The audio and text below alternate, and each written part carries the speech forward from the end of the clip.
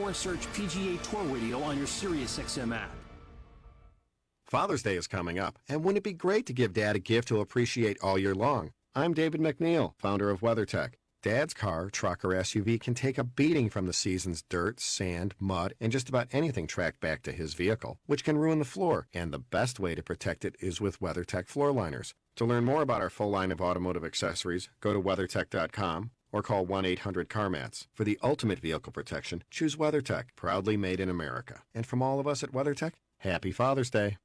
Cars for Kids needs your old vehicle. Maybe it runs, maybe it doesn't. We want it and we need it. Your old car, truck, or motorcycle can help with a new start for a kid in need when you donate to Cars for Kids. Here's how our program works. Donated cars are auctioned off and the proceeds go directly to support kids who have dropped out of high school. The CAN Academies are dropout prevention and recovery experts with a primary focus on reading and thinking. The CAN Academies have been in business since 1985 and have 14 campuses. So please donate today and help save a life. Here's what you get. Free towing, a tax deduction, and a $50 Visa gift card is our way of saying thank you. You also get the satisfaction of knowing you're helping a kid back in school. Cars for Kids makes it easy. To donate or find out more, please call 866-835-5437. That's 866-835-5437. Or carsforkids.org. That's carsforkids.org. And remember, right off the car, not the kid. June is a very special month. Why? Because we celebrate both dads And grads. Check out SiriusXM.com/gift ideas for gifts that show dads how much they're appreciated. And thoughtful things to celebrate your favorite graduate success. The Dads and Grads Gift Guide is brought to you in part by Cremo. Give your dad or grad the gift of the Barber Grid experience at home with Cremo. Check out SiriusXM.com/gift ideas to learn more. Liberty Mutual Insurance Company presents and Doug. Welcome to Burger Palace. What would you like today? Yes, I'd like to tell you that Liberty Mutual customizes your car insurance so you only pay for what you need. This is Burger Palace. Do you want any food? Yes, one Palace party meal. No, Limu, they won't put insects on a burger. No, you can't talk to the manager. Liberty, liberty, liberty, liberty. Only pay for what you need at libertymutual.com. The Tony Bruno Show. Tony Bruno and Harry Mays on SiriusXM Channel 211. I might be the only sports host who was hired during the no sports lockdown, which clearly means I'm an essential service. Join me Monday through Friday, where we help you escape the monotony and bring a little levity and entertainment into your lives. Great interviews, lots of laughs. We will bring you everything you need and want to know. Catch new episodes of The Tony Bruno Show with Harry Mays. Weekday afternoon starting at 3 Eastern on Dan Patrick Radio Channel 211 and the SiriusXM app.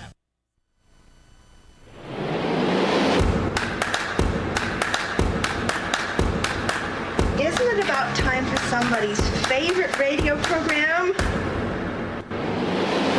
The Tony Bruno Show.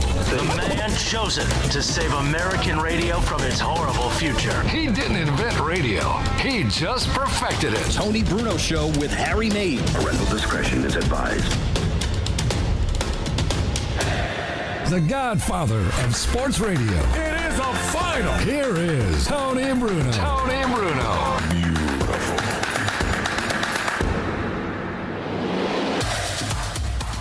Buongiorno a tutti. Welcome to Sicilian Heritage Day here on the Tony Bruno Show. Robin, can you give me a little music to start today's festivities? I'm in a festive mood. It's a beautiful day. Harry Mays is here. Miss Robin is here. I got the pot of water on later on for some raviolis, homemade. Maybe we'll get a cannoli later on at Termini's if they're still open. I don't know. Are we still in the shutdown, Harry? I have no idea. Can I go get a cannoli? I got the gun a couple weeks ago. I took the gun, but I have yet to get the cannoli. Yeah, you're both of which are essential, right? You're well armed. Yes. You know, a well-armed consumer is our best customer, Harry. Boy, did I pick a good month to go get guns a couple of weeks ago. It is. This is not a mafia-driven show. And, you know, I don't even like mob movies, Harry, as I've said many, many times. I do. You do and I don't. Yeah. I don't glorify mob behavior, whether it's the mafia, whether it's the thugs on the street who are out there causing hectic riots, the white Antifa, the nationalists, the other protesters who are not really protesters, but they're violent people just busting up our cities for whatever reason. I don't endorse anyone, but I do endorse a nice order of calamari for the table, Harry. Now, are you a calamari guy? You have I to like say that. it right. Yeah. Calamad. Calamad for the dog. I'm He's a not Medigan. Italian. He's I'm a a Medigan. He's a Medigan. American. Yeah. He's a Medigan. I love calamari. Oh, though. calamari. Yeah. And people, if they saw Kyle Squid, like swimming around in the ocean, they'd say, I'm not going to eat. Same thing No, with I know. lobsters. You see a lobster, you say, boy, that really does that look good to you? No. And the first person who caught a lobster and said, I wonder what that tastes Man, I like. bet this tastes good. No, they didn't say that. They're like basically the cockroaches of the sea. Yeah, I've heard it described that way. Yeah. When you say it that way, you're just like, Would you like to have an order of the cockroaches of the sea, a little extra butter, please, and some calamad, which is squid. Squid. And while you're at it, bring me some snails, too. As many snails as you can put on the plate. I'm out on snails. You're out. Yeah, I'm out on snails. It is a Monday, June 8th already, Harry, and we have reached the point of almost no return in Major League Baseball. And yes, ladies and gentlemen, Zach Gelb's going to join us this hour. He had one of those great tirades. And you know I love Sports Radio. CBS Yeah. Sports Temple Radio. U alum. Temple guy. Yeah. A man who has moved up the food chain in record time. One of the hardest working young guys I've ever seen, Harry. Working around different events, whether you go to games, Super Bowl. He's covering Super Bowls when he's like 16 years old. I know. And his dad, obviously a member of the media, well-respected guy, and obviously grew up in the media business and sports business. So Zach will join us. He went off, Harry, and we will play that tirade. It's not as good as like some of the baseball manager tirades where there's profanity and cold cut trays being splashed all over the place. Right. Is it like Mad Dog Russo-esque? It's Mad Dog Russo-esque, not Tony Bruno angry-esque. It's a good rant. And again, it's legitimate. It's not a guy cursing or saying stuff. He's another guy who loves baseball. Yeah. He grew up with baseball, and he finally had enough. So we'll have Zach on later on, but they have a new plan, Harry. You know, when I see this, Carl Ravitch had it on ESPN this morning. Right. Ravi, a great baseball guy, and his sources are telling him now that the owners have put another offering on the table, Harry. They called up to the upstairs guy. Remember on the show, they called the banker up above. What was that show, Robin? With Howie Mandel. Oh. Deal or no deal. Yeah, yeah. So the phone rang. It's with the hot girls in the briefcase. Yeah. Right? Bring down. Yeah, Show me your briefcase. Right. Or show me what else you got behind that briefcase. Oh, they already did that. That's how they got the job. I mean, I'm just assuming that right now. I can't confirm that. That's alleged. So you know what happens, right? They ask deal or no deal, and then the person says, I don't know. Let's call the banker. And then they call the banker. This time the banker is the MLB Players Association, and the owners say, we got another deal. How does this sound right now? Let's say we play 76 games now. Right. It's good. Patriotic. Everybody loves America now. Well, some people love America now. 76, the spirit of 76, 76 trombones, stars and stripes forever. 76 games, not 50, right? Not 55. Now we're meeting in the middle. You see it, they're starting to come together, Harry. Yeah, it sounds doable, right? I mean, the season would end around September the 27th, and you'd have the postseason then where it rightly belongs, which is in the month of October. But they want the baseball season to be over by October 31st. Remember, Halloween, they don't want to play playoffs. They want the playoffs and everything done by the end of October, which makes sense because they're going to go up against the NFL in the middle of November when the season is heating up and the return of the NBA and the return of hockey and all the other stuff that's going to be happening. Remember, there's a lot of stuff coming up in September, October, November in sports. You know, horse racing, golf, auto racing. I mean, there's a lot of stuff coming up this fall. College football. Right. And so whether or not there's fans or not, we know that by September we're going to have action, Harry. And now it looks like we're going to have action by next month. I need action now. Well, I need action, too, in more ways than you could ever imagine. Thank God golf is coming back this week. Yes, ladies and gentlemen, Charles Schwab. Whoever would have thought that we'd be looking for some guy, Charles Schwab, to come back and save our butts. Harry's been shot. He may even not play 36 holes this weekend. He'll sit around and watch golf. Yeah, I might. Even if it's nice out. No, I'm going to play Sunday, definitely. I've already got it hooked up. I got a better golf idea for you later. I will tell you about it. Forget about buying new clubs and the big drivers and the new putters. What, a new league? It's a new league, yes. And I think I think I can do this. Well, I know I can do it. The question is, I got to find a track to do it on. We'll tell you about that later. And, it's not my style to rip people on the show, Harry, but I will be ripping HBO today. In fact, I may remind me as soon as the show is over to cancel HBO. I got to start. I got all these cable channels that I don't watch. Right. I don't watch Netflix. That's $18 a month. Gone. HBO has now pretty much given up on even pretending that they care. Although they're going to tell you that they care. Well, when you talk about destroying history, Harry, we got to get rid of statues. Right. We got to get rid of murals. We got to get rid of anything that's going to make people who have no idea what they even mean calm down, take down statues all over the country. And now we're doing the utmost in absolute disgraceful behavior. We are now sanitizing cartoons, Harry. Sanitizing cartoons. Legendary cartoons. I didn't know they were dirty. They're We not didn't dirty. either. They need to be sanitized. No. They need to. We'll address it. This is a big story, and I'm not just going to blow this one off. Bubba goes boom. We have a Bubba Wallace update, Harry. Not Bubba Watson. No, not Bubba, and not Bubba Gump, right? Who has a shrimp place in Alaska, apparently. Not Bubba Smith. Not Bubba Smith. And then, of course, there was Bubba Sparks. Don't forget Bubba Sparks, Harry. You don't remember Bubba Sparks? I don't. He's this big, fat, redneck, white rapper dude. Oh, okay. He had a couple of hits. Not that there's anything wrong with big, fat, white rapper dudes from the South. Do we have little Bubba Sparks? You know that. He had a couple of hits. I don't even know if he's still performing. Well, nobody's performing right now except us, Harry. Bubba Sparks, Robin. Not Bubba Crosby. Not Bubba Bill Clinton or Bubba Church. Oh, Sparks with 3 X's. Yes, 3 X's. Triple X, and he doesn't do porn, Harry. Right. It's just Bubba Sparks. I think Bubba Sparks with 1 X and 2 X's were already taken. Okay. It's like when you try to find the name for a Twitter and somebody already has it, and then you have to put like a 1 or a 2. Like I had to put TU after Exactly, me. because there's a lot of Harry Mays impersonators out there. Same thing with Tony Bruno. There's a lot of fake Tony. Here's a Bubba Sparks. Let's crank it up right here. This is Miss New Booty featuring the Yin Yang Twins. I love the Yin Yang Twins. Whatever happened to them? I think they separated. Yeah.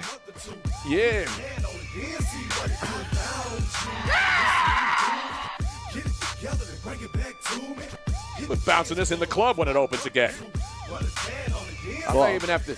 Now, are you allowed to twerk in somebody's face? If a chick wants to twerk in my face when I'm back in the club, 6 feet. Well, some of them I don't even need to get in there because you know what they say, Harry. Great ass! Exactly right. I am completely in favor of twerking. Well, people were marching this weekend. I don't believe they were 6 feet apart. No, I don't think so. Did you see some of the overhead shots here in Philly and in saw Los the ones Angeles? here in this town, yeah. I don't think they were social distancing, Harry. Well, I'm worried about an outbreak. I think the coronavirus is at its end. No, I don't know. At least I hope it is. I jokingly said that over the weekend to somebody, and then I got destroyed on Twitter. Oh, I yeah? was joking. Tobias Harris said, I guess the coronavirus is over because he showed a video of a Vegas casino where people were in there and they weren't wearing masks. So the joke is, I guess the coronavirus is gone. Somebody made a comment. I said, I guess it's gone. We don't need masks anymore. And I had all these virtue signalers who don't even know who I am coming after me and calling me names. Even though my Twitter feed says 50% of my tweets are 100% sarcasm. They don't bother looking. They're just out there. They're lurking like roaches that is under what Twitter is for, under the Tony. kitchen sink. In Don't the you middle know? of the night, Yeah, you that's turn what on you live in a tenement in a filthy, dirty apartment complex, and you turn that light on when you get up in the middle of the night to get a little something to nosh on, and all the roaches. They're that's already what Twitter noshing is. on it. The roaches are absolutely taking over social media. And you know what I do when they come after me? I stomp them out. I squish them. And you know when you get a real big roach and you squish that thing down, it all shoots all over the place. Yeah. That's how I handle these cockroaches. I burn the cockroaches, as the great Tony Montana once said. Harry. You remember that? Yes. Now, Clarky Bob is asking on Twitch, the Twitch channel Is the chat Twitch room, stream cranking now? which is the exclusive chat room for the Tony Bruno Show. Exactly. He's asking, hey, Tony, did you get that hat in some tourist market in Palermo? Actually, this is Sicilian. And I also have this fully displayed here, Harry. I actually got this in Sicily when I went to visit my relatives. The Sicilian, beautiful map. No, it's not. It's the map of Sicily. It's an apron. It's an apron. Yeah. And I'll show you where my family is. Later on, we'll be doing Sicilian history. Can you name the great cities? Well, I see in Sicily? Palermo. Palermo, that's where I've my heard family of that. is. That's where my whole family is, Upper Harry. left, yeah. I know exactly where it is. Apparently Palermo, you don't. right there. Right there. Yeah. There. And then, of course, you go around and you get to, you got to go down to Modica, which is in the south of Sicily. Now, it's like South Philly. This actually holds a lot of meaning. Except not to as him, many even grease though balls. Yes. This did not belong to his father. His father was Sicilian, obviously. Yeah, and but his my father mom's was from Sicily. My dad is not. His father was a chef, so this is like a double. I'm like the Sicilian chef. Except I don't say andouille and ooh-wee, baby. Yeah, put a little more on. We put garlic in there, though. Everybody has to use garlic, Harry. We got a lot of stuff to talk about. We'll have a great NBA idea from John Kincaid. This show's about looking for ideas that make sense. And John Kincaid, one of the friends of the show, he came up with a great idea over the weekend, and we will address that. And that's what we need. We need people thinking outside the box. How do I make this sport idea better? And it's amazing how people who aren't even employed by sports leagues are able to sit down and legitimately come up with ideas that make more sense than the experts, the consultants, all the meetings and all the Zoom meetings and the consultations and all of the analytics geeks all sit around in a room and they take their pants off and they get on a Zoom session and then don't come up with squat. Yeah, I actually saw that tweet this weekend. I'm a fan of it. I am too. That's idea, why we're going to give him love. We bring on people who have answers, not just questions. And when we get questions, we answer them. And when we get answers, we question them too, Harry. Question everything. And trust no one. You know what I'm saying? We're just getting this party started. Tony Bruno, Harry Mays, Miss Robin, the phone lines, the Strapper line, active, 856-818-4045 is the Strapper line. You can leave a message 24/7 on there, Harry. And we need an asteroid update from the weekend. Yes, as you can tell, there's another near miss. Stick around. Zach Gelb is going to join us to rip Major League Baseball because they deserve it.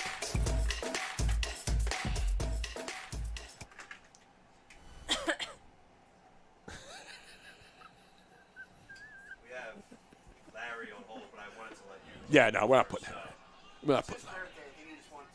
It's his birthday? Yeah, it's his birthday.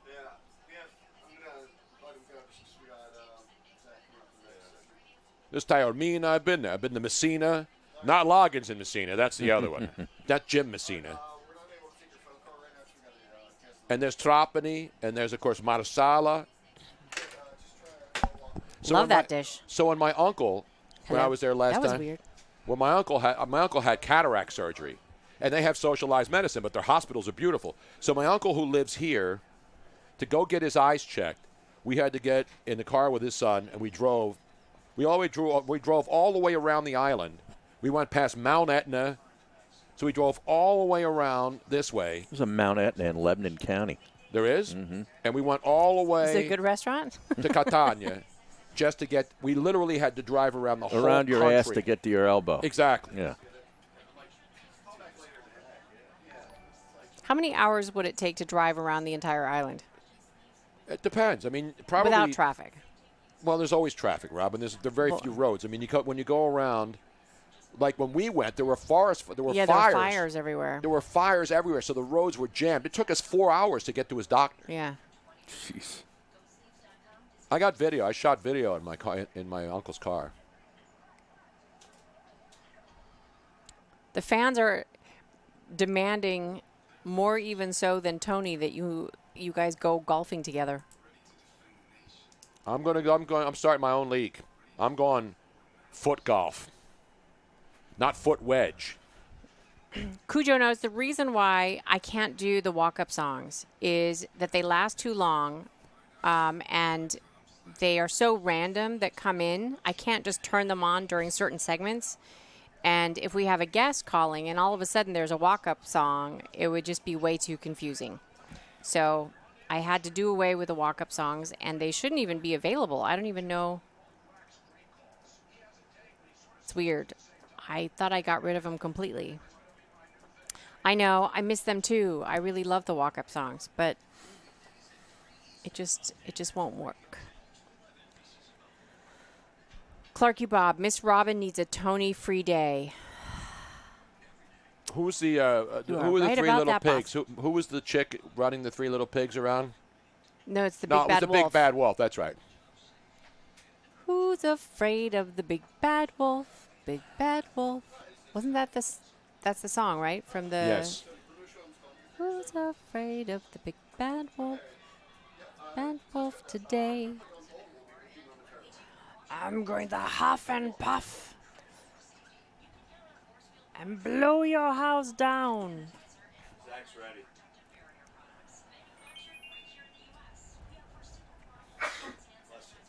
Bless you. Salute, as we say. Salud.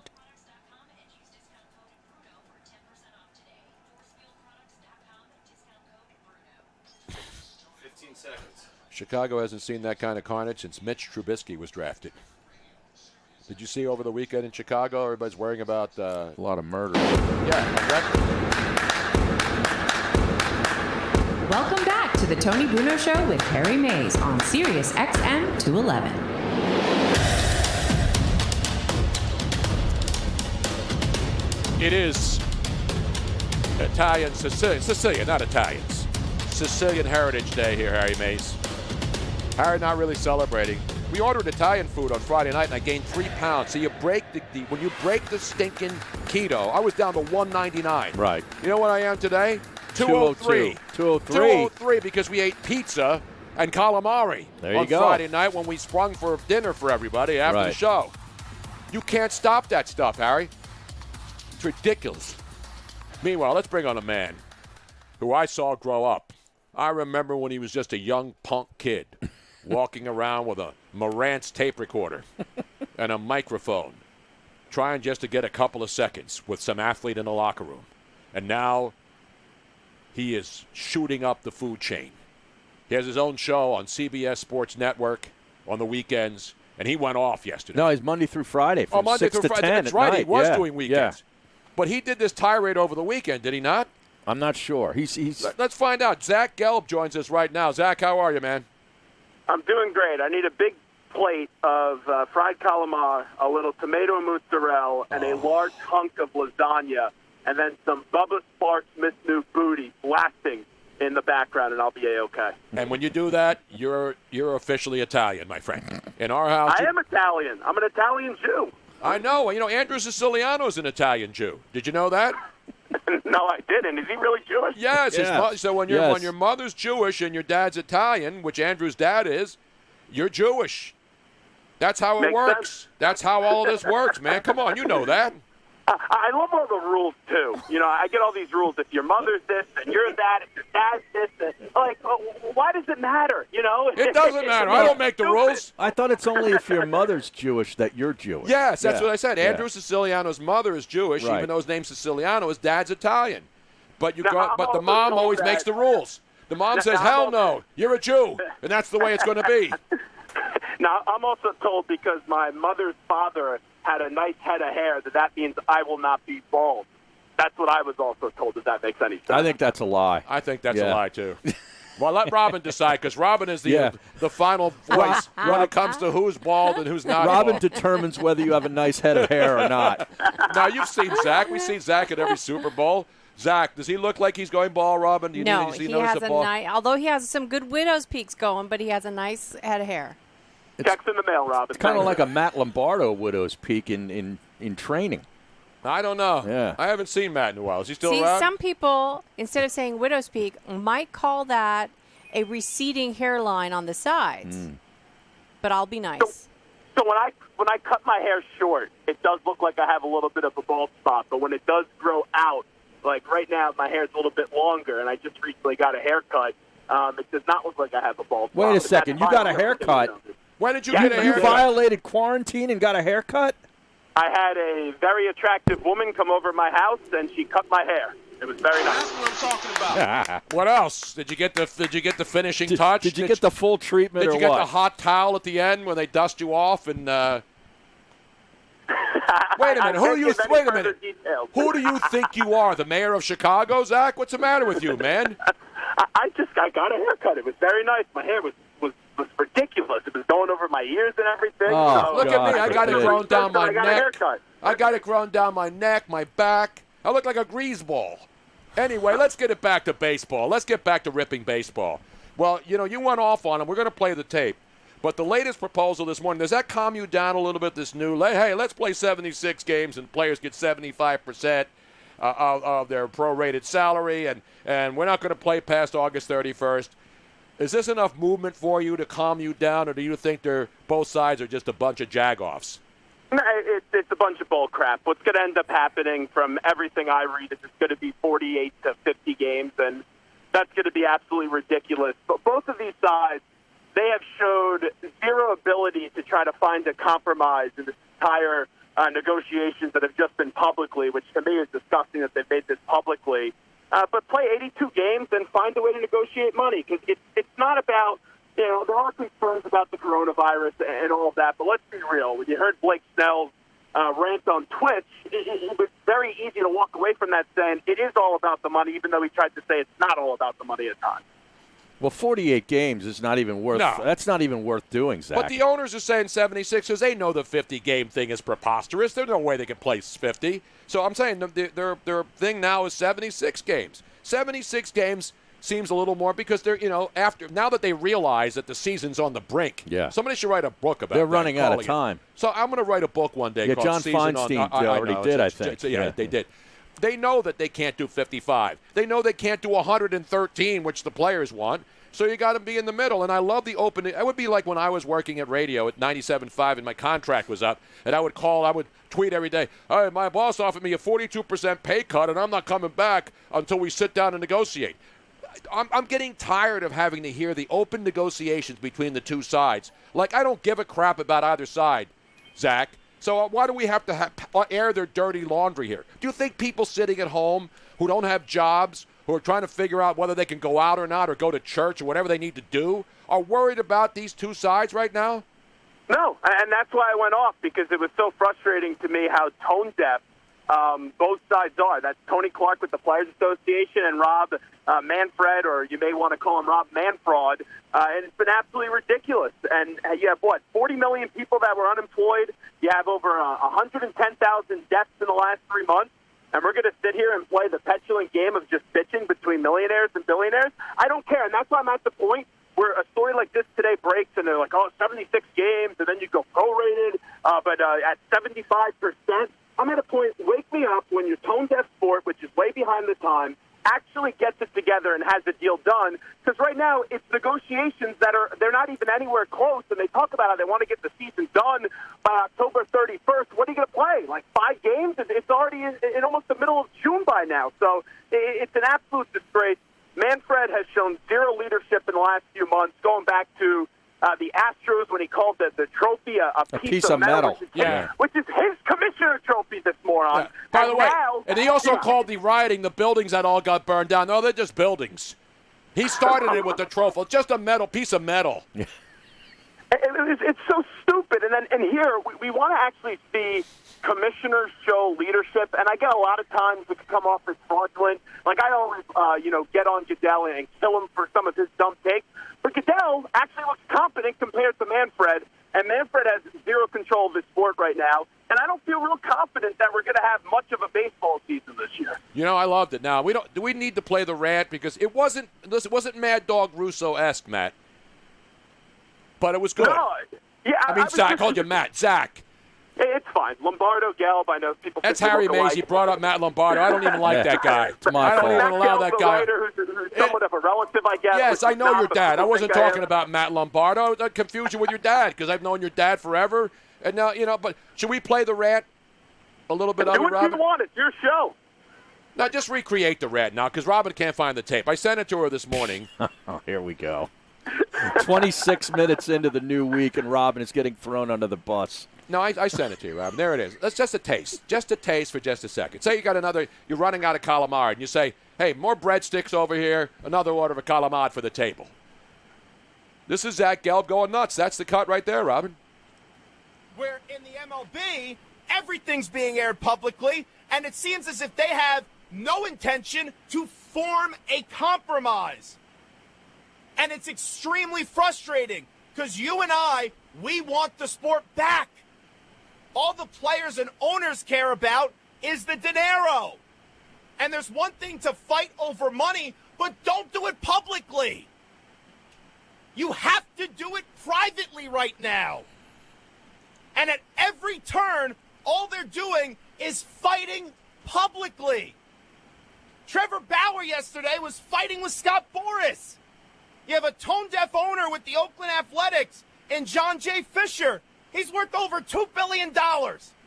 You're telling me he can't pay his minor leaguers in total to be a little over $1 million? That's chump change to him. That's what I'm talking about right there. That's the kind of juice. That's the kind of intensity. Don't lose that intensity. Don't lose it there, Zach Gelb. You didn't go. Were you spitting? Did you have a mask on? Was there spittles flying all over the studio on your microphone, on your computer screen when you got into that rant? It was actually funny. I had some hot wings before it. So I was spitting hot takes and also trying to digest the hot wings, and my mouth was on fire with what I was saying about Rob Manfred and Tony Clark. And then literally my mouth was on fire from the hot wings. You know, I obviously love some great Italian food, but you put some hot wings in front of me, some celery and some blue cheese, and I'll eat it up like a fat pig. Well, Zach, if they're going to play, let's just say they play 76 games and they want the season done by the 27th of September, play the playoffs in October. You know, counting back on the calendar with really no days off, they'd have to get the season started in the middle of July. That means they'd have to basically wrap this up this week to get to some sort of training camps and get, the players. Yeah, pitchers say they need 3 or 4 weeks to get ready? Get ramped up. Yeah, and their target date has been June 15th to try to start this spring training, too. Mm-hmm. And now any MLB insider, and I don't have this inside information, but how any MLB insider is still trying to say, there's optimism, and the sides, even though it appears like they're not getting close, they'll get a deal done. Guys, come on, we're approaching June 15th next week. If a deal gets done this week, I would be shocked. And that's why when I keep on talking about from what Passan has been tweeting and what John Heyman, it looks like the owners may just be okay with playing 50 to 48 games because that's what they can mandate if they just prorate the salary from what I read in this March agreement. But who knows, because our players going to show up to play 48 to 50 games? So right now where we're at is the players keep on saying, we're not willing to take anything less than a prorated salary. And because that's what they thought they agreed to in March. And the owners, they wanted them to take significantly less. So right now you have a married couple fighting, and it looks like they're heading to a divorce, is what I would say. I hate when that happens. Well, the kids are the people who suffer. Exactly. My kids should suffer. And we are the kids. Right. Sports fans are the kids. We're getting screwed over here. And the owners and Rob Manfred and the Players Association and the players are spitting in our faces right now. They're having some delicious calamari, and they're saying, you want a piece of it? I'm going to spit it in your face. That's what I'm going to do. There's a lot of graphic and a lot of visuals that are coming through my head. Sitting on faces and all this other stuff and spitting on calamari. Faces. By the way, I have breaking news, believe it or not, from The Athletic, Kaplan Sports Biz at theathletic.com. MLB is claiming that umpire Angel Hernandez eavesdropped last July on a league investigative call. Now, of course, he's one of the least favorite umpires in the leagues, right? I mean, Angel Hernandez is not one of the, what you would call, well-respected umpires. I don't know what this means, but that's the story. And so I don't know why they're coming out with this now, but this is at Kaplan Sports Biz at The Athletic. Hernandez has been suing MLB since 2000. For discrimination, right? He's been suing them since 2017, claiming the league racially discriminated against him. And now apparently they're saying, he eavesdropped on a league call investigating the whole thing. So I don't know what that means for his lawsuit, what that means for his future. But obviously there's all kinds of subplots to this whole baseball, let's get it back. And we got an umpire now who's suing the major leagues and now being accused of eavesdropping. Shouldn't he be working for the Patriots? Or the government? Isn't he just a bad umpire? I remember when the discrimination part came out, the big tone on Twitter, which is always very reliable, is, and I don't really know all the details of it, but they just said that we can all agree that he's just a bad umpire. It probably doesn't have to do with discrimination. I think you can universally ask every player, regardless of their race or color or creed, they will all agree that Angel Hernandez is one of the worst umpires in baseball. Yeah, he's definitely There's nothing one of to the do worst. with his background. He's By on, the way, he's on the Mount Rushmore of awful really is. umpires. And there's been a lot of bad Yeah, umpires. right. And listen, umpires, when you know them, that means they're bad. If you don't know them, that means they're doing their job. But this is the best tweet so far. This implies that Angel is capable of getting a call right if he was on a call. So I got to give that man on Twitter, Matthew, not Matthew John, Matthew 316. I don't follow him anymore. Hey, Zach, I got to be honest. If I didn't do this this job for a living, I could do without baseball. You know what? I'm starting to get to a point, and I do love baseball because part of it puts you back to your youth as growing up as a kid and going to a baseball game with family members and friends. At this point, though, I basically have thrown my hands up in the air and just say, I don't even care if the sport comes back. Well, that's what you're supposed to do. You're supposed to throw your hands in the air like you just don't care. What's the matter with you, man? You need to get out more, Zach. I'm outside right now, actually, walking around the beautiful neighborhood of Long Island. Now, do you have a mask on? Yeah, do you have a mask? Because remember, you got a mayor up there. If he finds out and your governor, they'll throw your butt in jail, man. How dare you walk around in New York? Are you social distancing? I am social distancing now. I am breaking quarantine a little bit on Thursday. I'm going up to Vermont to play some golf with some friends. Harry, I don't know the name of the course, but I am taking a long drive up to Vermont to play some golf. I played golf over the weekend as well, my father and I, and we got paired up with two random people. So at first it's like you do that awkward, like look at each other, can we talk to each other type of thing. Right. And then we played and we had fun. Now my golf game is absolutely horrendous. I haven't played in about 2 years. And I make Charles Barkley look like Tiger Woods probably on the golf course. Now, where was this? Bethpage Black? If I played on Bethpage Black, I think I'd still be looking for the ball in the woods. In the woods. I played at this local course on Dix Hills, which is like a good starter for me since I haven't played in a little bit, and I still, just was awful. My best two shots actually came out of the stand, where I put the ball from the stand right next to the pin, which was good for me. Nice. Like, how did you know? It's funny how everybody knows when they come on the show that they have to placate Harry and tell him what course. And so you knew that Harry always asked people, hey, can you get me on? He has trained them well. Yes, he has. So, Matt, you listen to the show. He gets the show. You get the show, don't you? You said yes, Matt again. Yes, Tim Bruno. I do get the show, and Tim Mays. I do get the show, and I've listened to you guys back at 97.5, The Fanatic in Philly. And I can guarantee you this, they probably paid you both a whole lot more than what I made when I worked at 97.5. Well, I'm sure there is, but then they didn't want to pay me anymore, and I said, I'm a fanable to keep our... I was making waiter money when I worked at 97.5. I could have been serving the calamar to you, Tony Bruno. Well, trust me, the people working there now are probably making waiter money, too. Have you seen what's happening to this business? You know what it is? It's an outrage. It is an outrage. And by the way, you have to put Joe West up there on the Mount Rushmore of worst umpires of all time. We're not going to do that. And how about Jim Joyce? Remember the guy that blew the call at first base with Galarraga, I think his name was? Yes. Yeah. By the way, we need to do a Mount Rushmore of bad umpire show. If the baseball thing goes another week, we'll have to do a show where we do Mount Rushmores of bad umpires in all sports, not just umpires in baseball. But that doesn't seem like you two. That would be in jest, correct? I think that's a fair assessment. Yeah, I think so. Hello. Just a little sarcasm, a little hint of sarcasm. Just a touch. Hello. like I like a little lemon on my calamari. Yeah. Like just a drop of lemon there. Love that. Now, Zach, is the rumors? Is there any truth to the rumor that you're going to be the next director of athletics at Temple University? Well, I was very upset when Pat Kraft left. Very upset. But it makes sense, if you're trying to get a bigger job. If Eagles had success there, he'll get a huge job. I thought he could have done better than BC. Me too. You know what? I would love to do that job at Temple, but I don't think they're going to be asking for Zach Gelb or Harry Mays to do the job. No, not me. I refuse to work at Temple. I'm afraid to go up there now. Well, you know that Zach didn't even mention you. I know he did.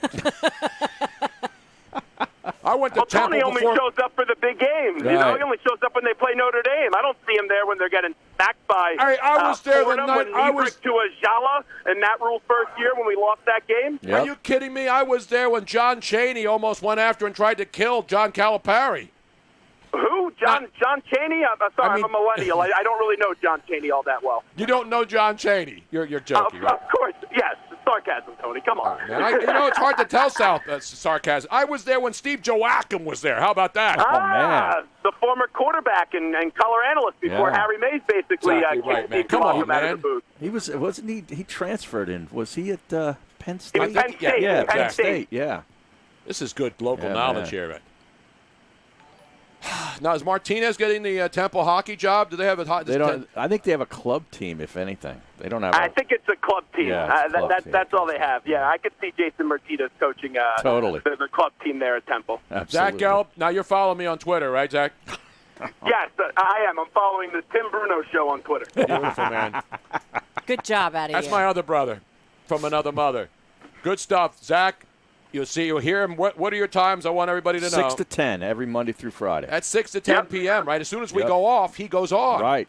Coincidence? And you can listen on Sirius on 206, channel 206. Now, how much? We're on 211, right? I guess so. I listen to you guys on Twitch and online and all the social media. We're on that Sirius you guys XM post. 211, man. You're on Sirius XM 206. We're like virtually neighbors.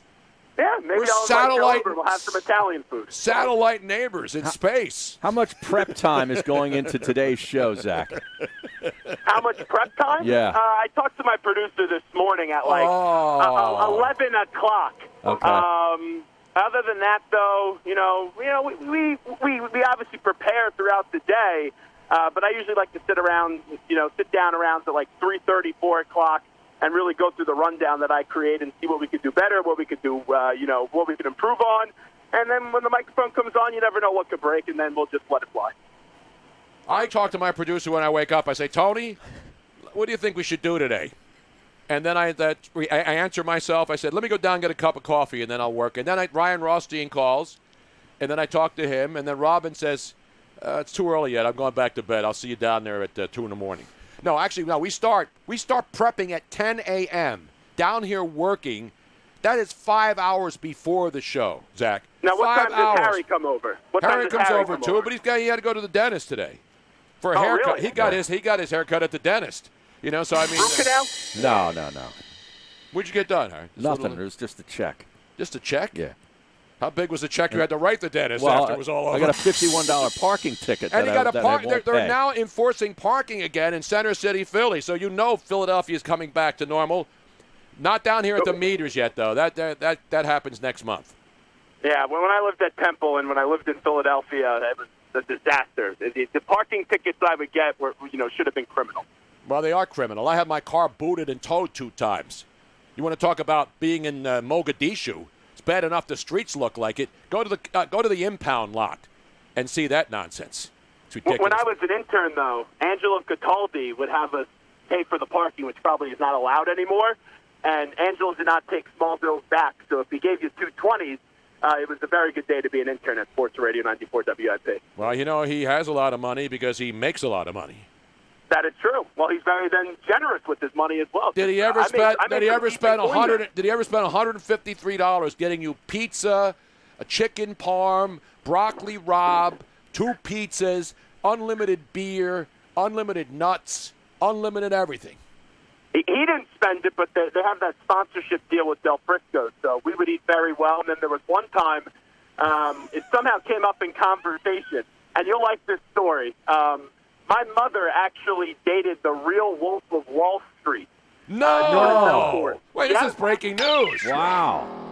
When she was in high school and then going to college, they dated each other. So somehow we started talking about like family meals in my household, and the conversation of pizza came up. And I told Angelo my mother only allowed me when I was growing up as a kid to eat 2 slices, and Angelo, with my gargantuan size, didn't believe that, so he made me house an entire pizza during the course of the show, which was very easy for me. And then we had he ordered wings, too. I probably put down at least like 12 or 18 wings as well. Wow, this is a great story, man. You're not getting this anywhere else. No, you're not. and I'm telling you, my mother was very happy that I can't even say her name anymore. What's that? The lady that played the wife of Belfort. in the movie. The really good looking Margot blonde. Robbie. Margot Robbie. Yes, I love her. I combine those names. Names aren't great on this show today with the What's the three of matter us. with you? I know Margot Robbie. She's in everything. Yeah. Well, my mom was very happy when we saw the movie together as a family that even though it wasn't based on her, that's what they were putting on the screen. By the way, since you were eating all those wings, last thing, Zach, since you were eating all, did you qualify for Wing Bowl? Were you out there with Wingador before he went to the Slammer? Is he the guy that went to the Slammer? One of those guys went to prison or something. But he's when out. I was an intern for Angelo, I skipped Wing Bowl. I didn't participate in that. I just went to the strip clubs for the after parties, man. I don't need any of that Wing Bowl stuff, man. I was there for the first three. You know what I'm saying? All right, Zach, great to talk to you, man. Thank you so much. Ladies and gentlemen, put your hands together. Thanks, Zach. One of the young, up-and-coming superstars in this business, and you can tell because he disses me now when he used to like me. That's when you know you're starting to move your way up the food chain, Harry. At Zach Gelb on Twitter. Exact. Zach with an H. Yes. Zach Gelb. Thanks, Zach. He hung up. That's it? That's it. That's how it works He around didn't here. even say goodbye. I know. He's in Long Island. Would you be hanging on the phone if you're walking around up near Bethpage and going into Friendly Freeze or Friendly's Freeze? That's one of the stores. I had cousins who lived in Bethpage. We go around and walk around and look at Friendly Freeze, which is a ice cream joint. Anyway, we got open lines, 215-462-TONY, 215-462-8669. Stick around. Much more still ahead. And John Kincaid next hour. We'll talk about what's going down in Atlanta and what's going on with the NBA as well. Stick around.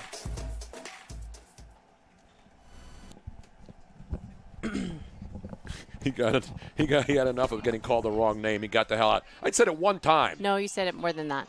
No, I didn't. I didn't mess up Zach more than one time. Yeah, you did.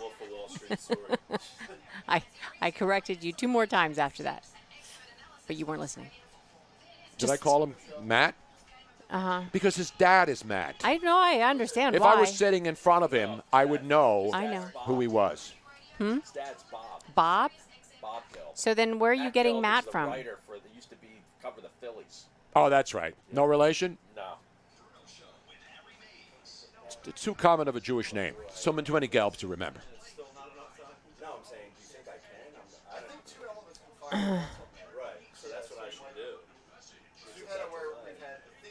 That was a great segment, plugging Philly sports stations. Doesn't matter. We don't compete with Philly sports stations. I know. Philly sports stations would love to have the reach Is we it have. just me, or is it really hot in here? Is it like No. stuffy in here? No, the thing. I know. The air conditioning's on. Are you going through a menopause, Robin? Well, no, I started earlier this Is year. it over? It's a final? I did. No, I started. I was like, God, why am I so hot? And then my mother said, well, Robin. I'm going through, maybe- after J.K. Rowling over the weekend said that only women could have periods, I wrote a nasty email. I tweeted her. I said, how dare you, J.K. Rowling? I've been on my period for 3 months. Well, what was all this stuff about pronouns this Well, no, weekend? this was her. You know who she is. Yeah, she wrote the So, of course, she's been a hero to everybody. Harry Potter because stuff. she's outspoken. Yeah. And then all of a sudden now they turned on her over the weekend because she had the audacity to say that only women can have menstrual cycles and not men.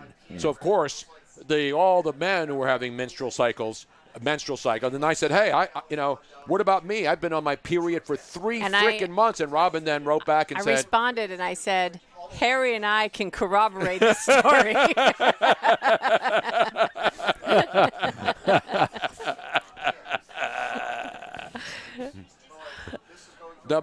Put ricotta on my pizza instead of mozz. I put it both on there. You can mix a little in there. You got to have mozzarella, but then you can put some ricotta in Is there. it just me, or do we need a massage therapist on staff? Call Robert Kraft. When we go down to Florida, we can go to the Orchids of Asia, Harry, and get the big finale, the big finish in Jupiter. Yep. Tony's got rags. I've been on a rag since this whole pandemic started. Is Krause serious about this thing About in what? Yes. August? What thing? Yes. Definitely. He put a deposit on a rental Really? for us already. You always rent. Why buy when you can rent? It's going to be an exploratory. I need an exploratory right now. the hottest frickin' month of the year down there, too. I know, that's all right. You know, it's not the heat. Going to the frickin' equator in August. Harry, you know what they got down there? What? That air conditioner. Oh, yeah. You know what they got in your backyard? Yep. A goddamn swimming pool. Yep. Dean says, I have a personal massage therapist that comes to the house every 2 weeks. What's his name? Well, you know, I had a massage therapist in Philly who was a listener, and the guy was legit. And in Pennsylvania back in the 70s and 80s, you were not allowed to have a woman give you a massage. If you Opposite sex. Yeah, like you had to have a same man sex. give you a massage if you were a man, unless you went to some of these illegitimate places. Wow. I actually prefer male massage therapists. I've never had a massage. Really? No This interest. is another list of No things. interest. Oh, God, Harry, I you are hate to do so it to you, missing man. out. I hate to do it to you, man. No. Have you ever had a sexual encounter start with a innocent massage? Of course, everybody. Okay, has. so did you like? It's the whole purpose of a I mean, massage. Yeah, but all I want to do is have boom, sex. boom, boom, and a but boom, like, so, boom. but none of the massage part felt good. It's all a precursor to get what the rest of it. So you couldn't even there was no. I'm not even going to fake it. Okay. Yeah. I love massages. Welcome back to the Tony Bruno Show with Harry Mays on SiriusXM 211. Coming up later on the show, Harry, we will be washing the feet of our listeners who come by the studio, and we got a couple buckets out. So if anybody wants their feet washed, we will bow before you, and not to anybody, just listeners. You have to produce ID, a couple of forms of identification. Robin, are you really hot down here? It's nice out today. It's not even that hot. No, it's not. We got the air I conditioner. don't know what is outside. going on. We got the air I must be conditioner having and some kind of a hot flash. and the Tony Bruno. What is the fan name again? The big ass fan. No, what Yes. did we officially name it when The we big had ass the content? fan. Bruno's big ass Bruno's fan. big ass fan Yeah. is nice. It's It's not cranking. I know. Can you get that thing? You want it to oscillate? Let's get an oscillation No. sensation. I want it just right there because then it's on me. When it oscillates, not on you there. It moves away from me. If Do it's not on you- move it. If you're Wait a warm- second. This isn't Miss Robin's big ass fan. It's Bruno's Yeah, but big ass neither fan. one of I don't you need it on guys- me. If she's the one that's hot, blow it on her ass. Blow it on my big ass head. Oh. This isn't Holy Thursday. I'm just mocking all this stupid stuff that's going on in the country. Here, give me that thermometer. Let me check myself Yeah. out. Let me check you right now, Robin. Come over here. Let me do it. I'll do it from here. We're doing because we have a digital thermometer. Yeah. 98.2. Okay. Should we call the Philadelphia mayor and see if she needs to be put into quarantine for 2 weeks? They checked my temperature when I went to the dentist today. We too. went out and spent all this money to buy this, Harry. Yeah, that's exactly what they used. You know why we got this one? Why? Because it's not made in China. Robin specifically looked at all of them. 99% of these things, of course, come from China. And we said no more China crap. We ain't LeBron James. This ain't the NBA. We deal with America. America. You know what I'm saying? Did you take your temperature today, Ryan? No. What's the matter with you, man? That's the first thing you're supposed to do when you come in here. Do you want the damn... What do you mean we're not doing it anymore? We're still in quarantine here. We're self-isolating. We are socially distancing. Speaking of China, Tony. Yes. We have a what? Strapper line message specifically regarding this. All right. Meanwhile, people don't know this. We have a new 24/7 Strapper line. The Strapper line is where you call and you leave a message. Mm-hmm. And it's a recorded message. You'll hear a lovely message from Miss Robin to welcome you. And for some people, that's enough, and then they hang up. But for others, you leave a message, and then Ryan and Miss Robin and the massive staff that we have here, intern Caleb in Indianapolis, is what's-his-face still working for us? Conlon Farrell? Conlon Farrell? Yes, Has he was been just furloughed? here. I think he's been furloughed. He's been furloughed. I think he's not allowed to come over the bridge. Governor Murphy shut the state down for another month in New Jersey. 856-818-4045 is the Strapper Conlon line. was just here on I know, Friday. Robin, What happened between what now and part then? of you? How long have you been working with me? 11 years? Are you now all of a sudden the sarcasm font? Do I have to put sarc up when I'm talking to you too? Yes. Cheapers. Okay. Here is one message. Speaking of, Let's go to the strapper line. This message is for Harry. I just want to hear him say China. Thank you. That's it. That's it. the Now, who was that? It's a call request Monday. They didn't take any. They did not. They don't want leave- any credit nope, for that. That was No, brilliant. I just want cash. I don't want any damn credit. China. Let me go over a couple more. I have actually a total of 4 messages. How many messages do we have on there? Yes. Let's go back to the strapper line. We have one more. This is also a short one. I like them short. Spinners, we call them. This is an ode to the godfather of sports radio.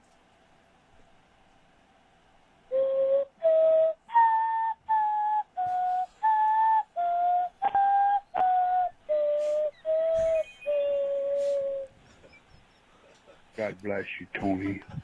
What was that, on a flutophone or something? I think it was Zamfir with his pan flute. The pan flute. Sitting at home listening on satellite radio across the world. Zamfir, ladies and Wow, gentlemen. you're being serenaded, Tony. Hey, it is Sicilian Appreciation That's Day. right. Okay. Number 3. Tony, Harry, it's John from Abington here. I wanted to check in and nominate the Strapper of the Week as Harry Mays. Wait a minute, it's only Monday. I can't believe Harry will not take Tony Bruno to the 1912 Club when he has Tommy Armour precision irons. Also, Harry, can you start spiffing up your wardrobe? You're starting to look like a scrapper there with that lime green puke King golf hat. Also, would you raid the 97.5 Fanatic promotion department before you left? Geez, that McGurk shirt looks like it cost you $1. It was you guys free. love the show. Rack that guy. The McGurk's shirt was free. I know. I actually got it And there how when I can did you an nominate event. you for the Strapper of the Week from last week and it's Monday? I know. That's old fake news That's right now. Boy. Tommy Armour precision irons. I only have one. You only Tommy. have one. I got the precision driver. It's a persimmon wood. Persimmon Yeah. wood. It's not that I have. There's nothing precision about it. Hell no. you just, Precision you just is swing in- that. You just grip it and rip it, Just- baby. They could spray that everywhere. All right. And last. But no, let's go. Is Larry back on the line? Oh. I got to go to Larry, though. I got 2 minutes. It's his birthday, Robin. Yes. It's his birthday. Get the birthday message ready. Larry, another great Gemini, Harry. That's right. John McMullen's birthday is Friday. Mine is Saturday. Yours is later on in the month. Hey, Larry, happy birthday, man. Hello there. What's up, Thank Larry? you very much. Yeah, well, I had to celebrate, listen to you guys. I'm out partying today. First, I started off going to my lawyers, getting the divorce proposals ready. That's a good way to start it. Lars, sorry to hear that. Yeah, well, this shit happens, you know. And another, since I don't drink anymore, I'm waffling down 2 gigantic bottles of Diet Mountain Dew for my drink. That's my party drink now. Wow. So I'm sitting back. That's tell what you. Ryan drinks. Ryan's drinking all these Mountain Dews. Isn't that you? Vodka is healthier than Mountain Dew. I got news for you. Yeah, well, I love to, not but for I Larry. can't anymore. Not for me anymore. Those days are done. Yeah, So I Larry's- sit back here. Larry's listen liver to the said show. sayonara and no more. Yeah, my liver, more my liver, my mind too. Are there any stores? Are there any stores still standing down there in your neck of the woods after the weekend? There are a few, like the ShopRite and a couple supermarkets. Other than that, I saw they not really. I reopened. went to get. They had to announce over the weekend that the ShopRite stores that were looted and gutted have now been restored, and there's food in there, so you can go back in there and loot it again if you're looking for some stuff. Well, they didn't do the one I go to. They didn't loot that one. I guess the prices are too high or something. I don't know. It was buy one, get the second one free. No, it was buy none, get none free. Larry, I Exactly. do believe that with looting, the price doesn't really matter. Yeah, it doesn't matter. Come on, man. Yeah. Well, it does. I guess because everything went up a bit. Amazing after looting and this pandemic, prices seem to go up. There aren't any specials, but it's like coincidence. I don't think so. No, I think it's. But Yeah, you know what? I missed the can sale too, but it's hard walking out with all those cans of tomato sauce and kidney beans and cannellini beans. Yeah. Got to make it easier. Just grab What the are they going to roast open beef. with their teeth? Just go in there and grab the meats. Meats Whatever and meats. cheeses. The finest What meats and meats? cheeses. Yeah, there are hardly any of them left either. Hold on a second, Larry. This is specifically for you.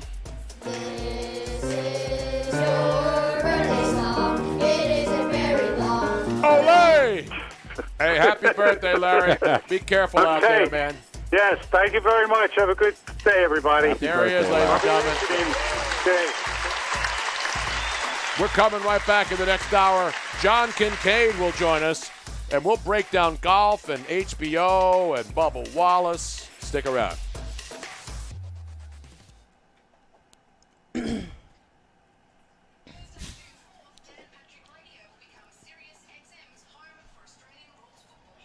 Oh, we got an Aussie during the break, yo. Aussie football. We got some Aussie football and some expert analysis. Aussie rules football. Oh, I can't believe I called Zach Gelb Matt or Bob. I didn't hear Bob. I only heard Matt. Bob. That Riche Caldwell was shot at his house in Tampa. He wasn't a COVID victim? No. I know. I'm joking. It's not a joking matter. No. Wasn't it a robbery? I think so. That's what I read. He was getting jacked, right? Couple of people outside his apartment who were trying to rob him. Yeah, that's what I thought. Ambushed. Yes. Yeah. And you saw that the bail was set for the police officer. Yeah, 1.25 million. The Minneapolis police officer? Yeah. Well, he's not going to get out on bail, and he shouldn't be out on bail. Correct. I tell you, those prosecutors better not overshoot the mark. I agree. They screw this up. Ugh. You ain't seen nothing. How about that? The Portland police chief resigns following the protest there. That was our new police commissioner was the Portland police commissioner back then. Was that Portland or Seattle? Portland. She's from Portland. And then Oakland, too. Also resigned? No, she's was from Oakland. But she was the commissioner in Portland. Mm-hmm. You mean our nail polished police officer? Yes. Yeah, hopefully she'll go back. I agree. Duncan Dad, exactly. They always go too big. I think that the problem is that people want to hear that they're being thrown, that they're throwing the book at them. Mm-hmm. But when they throw the book at them, you have to then. be able to prove the book. And unfortunately, if you overshoot and then they're unable to prove it, then they walk free, which is, you can't just go, oh, never mind, let's reduce it. So the suspect in Seattle that they keep calling a white guy, and then this Sean King, Talcum X up there in New York, you know him, right? No. They call him Talcum X because he's basically a white guy pretending to be a black guy. Oh, I've heard of Sean King. I didn't know they called him that. Yeah, call him Talcum X because the guy's whiter than Robin. Seattle, this man in a black car, a known white supremacist, was clearly planning to run protesters over in Seattle. People filming it saw it unfolding. He then shoots a man, blah, blah, blah. The suspect's name is Nicholas Fernandez, and he's Latino. And he was chased by a mob who were trying to kill him. Welcome back to the Tony Bruno Show with Harry Mays on SiriusXM 211.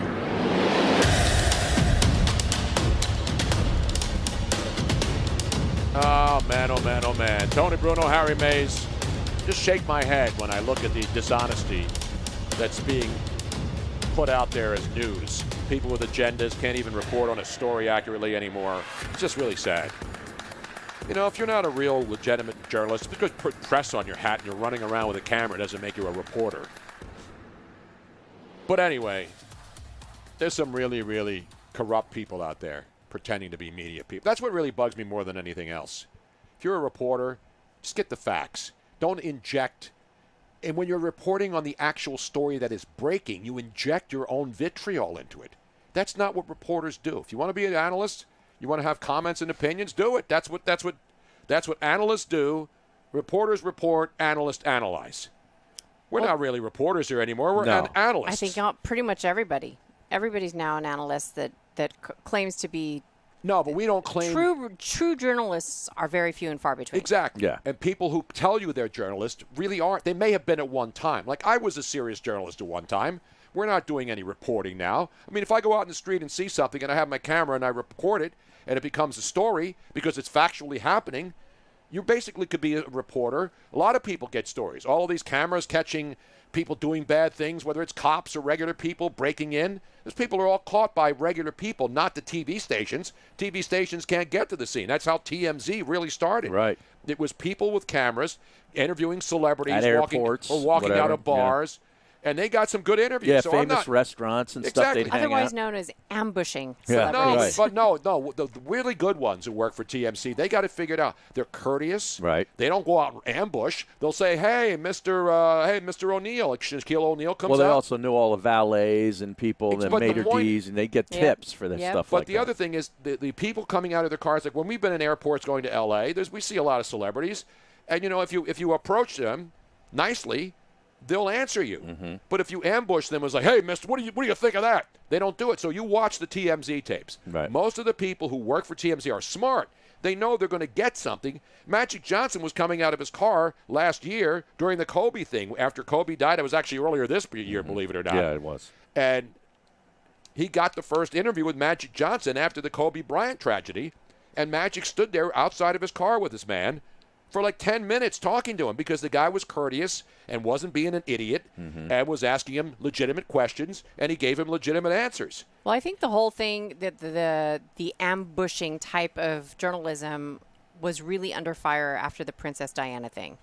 After they were hounding her and Yeah, but those are paparazzi. Paparazzi are not journalists. They're just schmucks with cameras trying to make money. But the TMZ kind of had those paparazzi people, and after that, it was really frowned out. There was a lot of pushback to that, and then they kind of changed the way they did things to a much better way. Yeah, obviously. But there's still a lot of problems, and I'm not here to fix problems. I'm here to create more for the people who don't get it. You know what I'm saying, Aaron? Mm-hmm. Totally. Meanwhile, let's get it back to whatever we're doing here. Now, one of the big stories that the media now is involved in is Colin Kaepernick. Let me just say this right off the top. If Colin Kaepernick gets a job in the National Football League, I won't be screaming that he doesn't belong there. I won't be screaming that he doesn't deserve a chance. I won't care that somebody decided to hire him, just like I didn't when Michael Vick was offered a job by the Philadelphia Eagles. I'm consistent, and I have been for 50 years. If you have the ability to play, you're not a criminal, or you've done your time and you're out and you're free, you have an opportunity. Somebody gives you a chance if they want to hire you. But the white guilt columnists, media people, the honks like Florio over there, Pro Football Talk, and all of these other sanctimonious guys who sit around, with their big guts hanging out over their chairs, telling everybody, demanding that the NFL must hire Colin Kaepernick right now, Harry. This is the perfect time to give Colin Kaepernick a job. You know why? Because I say so. Because what I say goes. If you don't hire Colin Kaepernick now, NFL, forget about Cam Newton, a guy who was a Pro Bowler and a guy who went to Super Bowls, and the guy who's one of the best quarterbacks who can still play because he's hurt. Who should get a job first, Harry? If you were going to use a pecking order of a team that needs a quarterback now, whether it's a backup or a starter, and mostly everybody's got their starters. Right. I don't know if either one of those guys wants to be a backup. No, but there's options are limited. I know. The difference is Cam Newton could be a starter. Say Cam Newton goes to New England, where a lot of people have been rumoring they're waiting to sign him. They're going to make sure once everything clears up and they can give him a physical, because they're not going to sign a guy without being able to check him out. No, they're not sight unseen. You got to be able to work him out. So that's the fair system, and because everything's done virtually now, Cam Newton hasn't had a chance to go to New England and then do a physical. And we've seen him working out and stuff. So that's what you do. You don't want to sign damaged goods. The 76ers set the record for that with Andrew Bynum, who's still collecting a check. So when you're spending a lot of money on a player or anybody, you're going to invest in somebody or something, you want to know that it's not damaged goods. Right. So Cam Newton, of anybody, is a guy who you would think should be in the NFL. Nobody's demanding that the Patriots or anybody else sign Cam Newton. They understand it. But to demand, because you're some pompous, egomaniac, self-important, white, guilt-ridden reporter, to demand that Colin Kaepernick needs to be hired now because if he gets a job now, everything will be fine again is ridiculous, Harry. Am I wrong? I mean, you could disagree with me. I don't know that I don't think he wants to be a backup. I think Kaepernick? Yeah, Kaepernick. And he's not going to. Well, how about taking a job and then proving to the team that you're better than the guy who's in front of you right now, right? I mean, New England, the kid that they have, he's not a proven commodity. I just don't think a lot of teams would want to bring in. If you've got a young franchise quarterback, you're not going to want to bring in somebody that is going to sort of upset the structure. How do you know he's going to upset it? Listen, I don't care if he kneels either. Listen, I'm I not love even the talking flag. about that. No, I know. I just want to make this perfectly clear. Like threatening his job. Right. You know what I mean? Like you drafted a young guy. A lot of teams are drafting young players. If he plays better than the young player that was just drafted, why wouldn't you put him in? Isn't that how it works? Let's go to Ryan Rothstein, a man who has a lot of deep thoughts on this because he has a polo shirt on today, so he adds a little extra street cred. Yeah, do I look like I'm more official now? I just need glasses and a polo. Now, what hat is that? What team is that? So this is the Melbourne Rhinos or something? My buddy played professional baseball in Australia. This is the hat. Melbourne. They have baseball Melbourne. in Australia? It's Melbourne. They do. Oh, I thought it was just basketball. No, they have rugby, obviously. Yeah, obviously. Baseball. Cricket. Don't forget cricket. No, but just with Kaepernick, John Elway came out 2 years ago. He offered him a backup job. He turned it down. Pete Carroll came out about 2 or 3 years ago with the Seahawks. They offered Kaepernick a backup job. He turned it down. Kaepernick wanted to enter an organization as the starter right away. That's the problem. Yeah, those things we all know. And again, I'm not sitting here passing judgment on what he turned down and what he did in the past and if he's going to kneel or who's going to kneel. I don't care about any of that stuff. The guys want to kneel, and then face the consequences of people saying, I'm not going to watch games, those who are that indignant that they're not going to watch football games if guys start kneeling again. And remember, the last time this happened, when they did it, a lot of people got turned off by the NFL, enough that it hurt their ratings and it hurt their revenues. So, and remember, the commissioner then had to issue this edict about we can't have this, and then Jerry Jones had to tell players, you're not kneeling if you're playing here. Because you know why? It hurts the business. That doesn't make it right or wrong. It's the perception of the people who watch. And if your ratings go down because there's a portion of the population that says, I'm not going to endorse your product, watch your product, support your product, the ratings go down, guess what happens? When the next television contract is negotiated, the amount of money that the league can get goes down because they can't produce the numbers that they used to. So who does it hurt in the end? It hurts the same players who are demanding that they can kneel and have the NFL, and then the commissioner, like a wimp on Friday night, has to come out groveling again, basically changing the rules. The problem is they never had any rules. And so when you're panic-stricken, like the Commissioner Goodell is, and all of these other executives who are forced into having to make a decision, like baseball not knowing what the hell they're doing, the NBA not knowing what the hell, and I'm not talking about the pandemic. That was unexpected. No one understood how to deal with it initially. And we still don't know how we're dealing with it. We still don't know when there's going to be fans and things of that nature. Right, Harry? Right. We don't know if there's going to be a second complex, wave. But it's this. Nobody needs to hire this guy now. If I'm an owner now, I'm not saying, now would be a good time to hire Colin Kaepernick because it'll stop all the brutality and police brutality and it'll make the world a better place. But if somebody needs a backup quarterback, they should make public if they made an offer to him and he turned it down. They did, Robin. They have. But right now they're not. My only argument is, it's not even an argument, to have sports writers and Florio up there at Pro Football Talk writing columns demanding that some team better sign Colin Kaepernick now. You know why? Because I'm sitting here on NBC Sports, and I'm important, and you listen to me. I tell you about football. You don't know anything about football? I'm Mike Florio. I got nice hair. I run a website, man. Sheesh. And again, he has the right to say that. I have the right to call him what he is. A pandering fool looking for clicks. The only clicks I look for is to go on TonyBrunoShow.com and get yourself a nice shirt. I mean, the summer season's upon us, Harry. That's right. Everybody wants to wear fresh, new, quality T-shirt items, support the show. High quality, too. It's not cheap material. No, none of this is made in China. All American-made stuff, even the ink. is made here in the country. And people are posting pictures of themselves wearing their new fabulous Tony Bruno Show shirts. So that's what you do. You go in. I'm not demanding that you have to buy a shirt. I'm just kindly asking. Suggesting. It's a suggestion. It's just a suggestion. Go in there and check it out. TonyBrunoShow.com. Shop. And you see all the product in there. More product will be added every day, Harry. Every day? Well, sort of. Heath is doing things as fast as he can. The next thing we'll be adding is the Tony Bruno bong. Oh, yeah? Now, should it be a single tentacle bond or should it be one of the multiple tentacles? There should be at least 4. How many? Yeah, there should be at least 4. Let's just start with one. No, you can't have everybody's mouth on your bong. You're having a party now. Yeah. We can't even have masks off. You're going to have a party. You're going to have everybody you're going to pass the bong and take hits from the bong. Absolutely. Or you're going to have the tentacles out there. I may have to do a poll. We haven't had a good poll in a long time, Harry, on this show. Is Caleb listening to Caleb Mutombo out there in Indianapolis? Yeah, but make sure he spells everything correctly. Okay.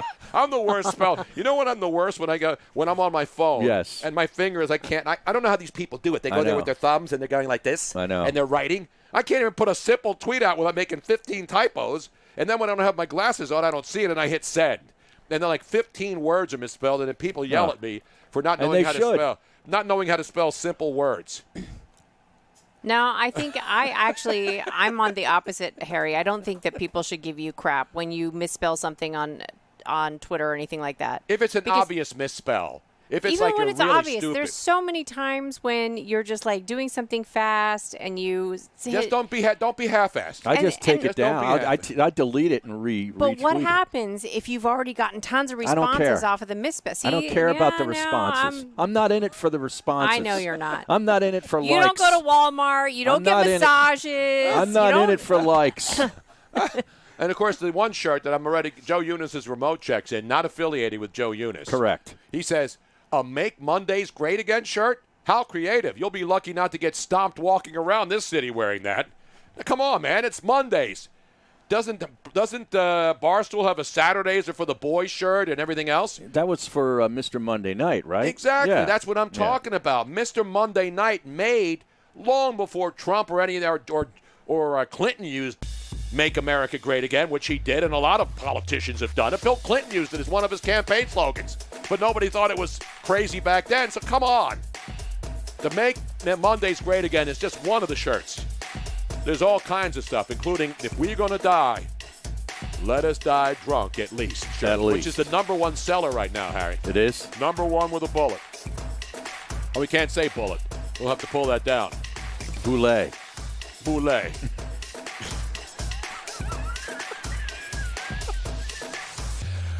All right, John Kincaid down in Atlanta. A lot of stuff going on. We had auto racing down there. Mm-hmm.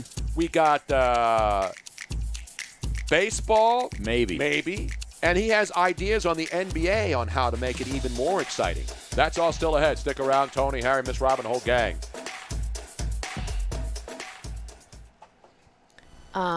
Tim Kirkgen is good for Wednesday. Oh, beautiful. Good.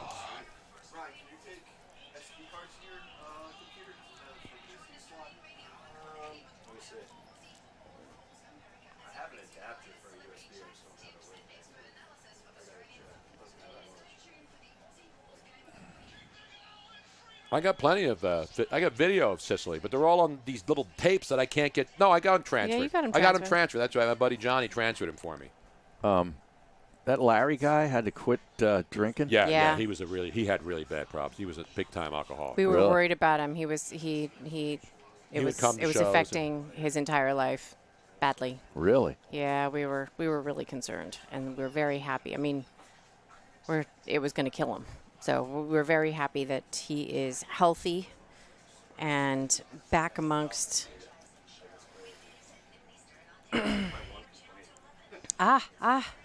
Yes, Kevin Harlan can do Wednesday before 5. Beautiful, Harry. Nice. Look how the week is starting to shape up already.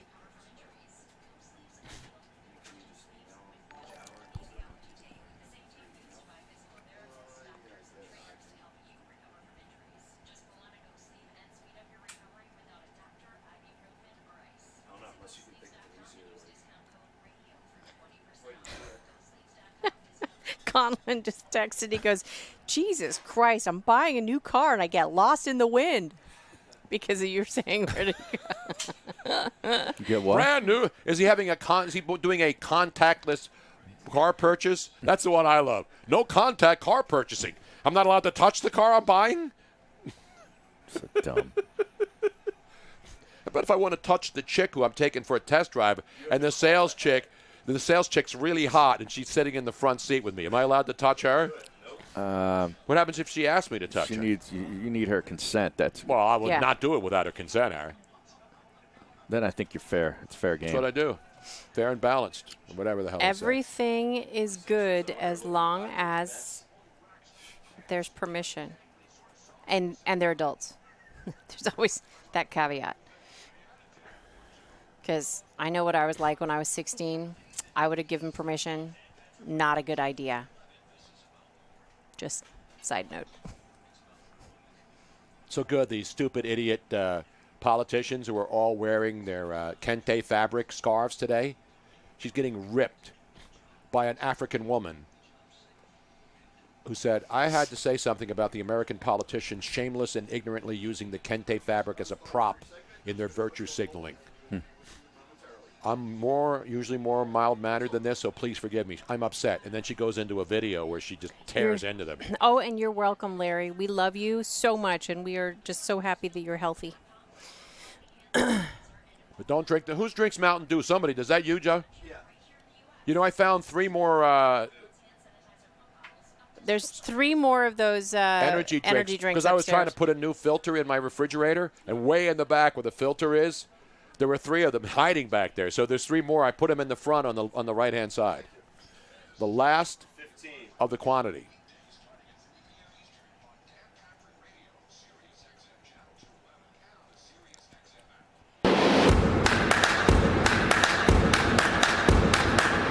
Welcome back to the Tony Bruno Show with Harry Mays on SiriusXM 211.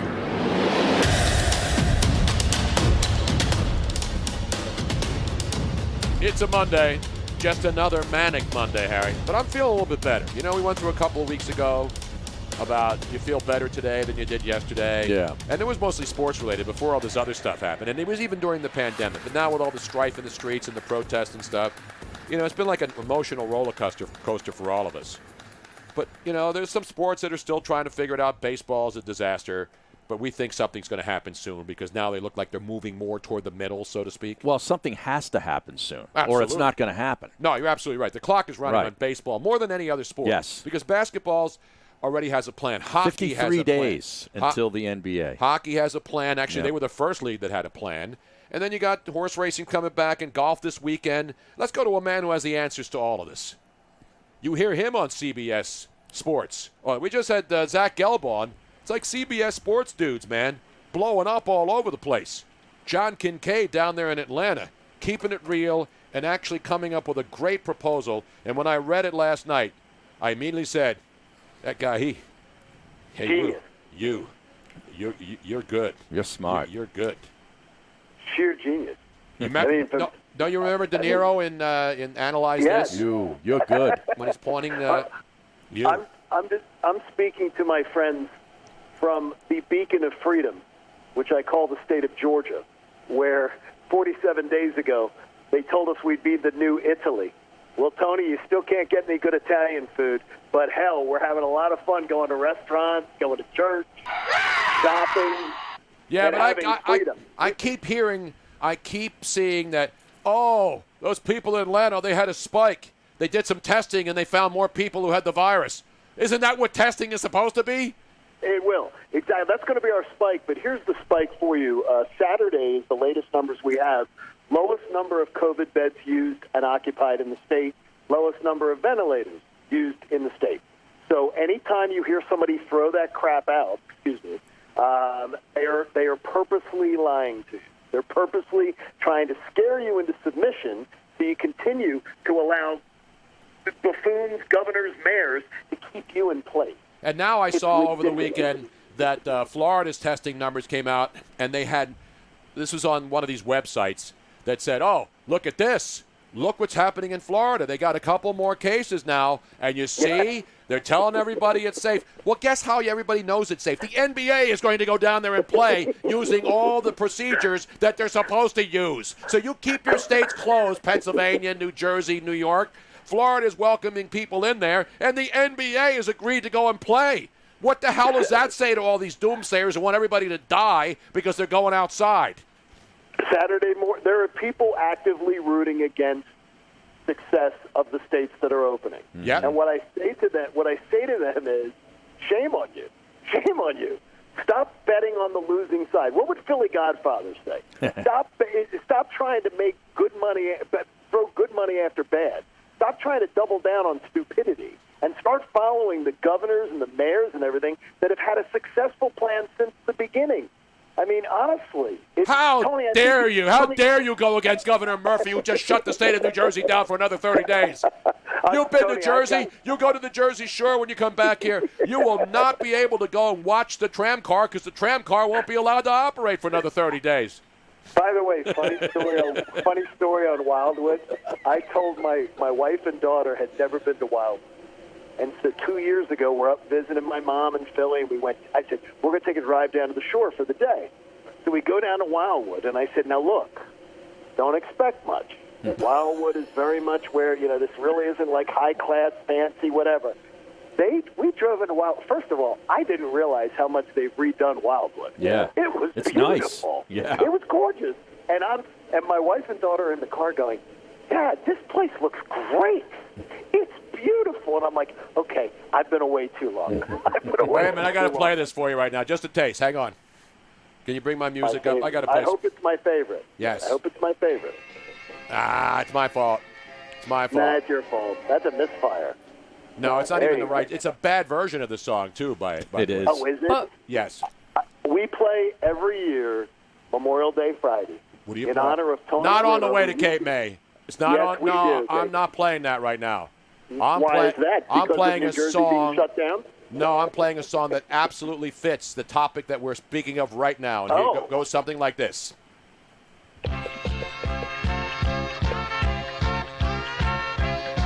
Spring will soon be gone. Wildwood Days.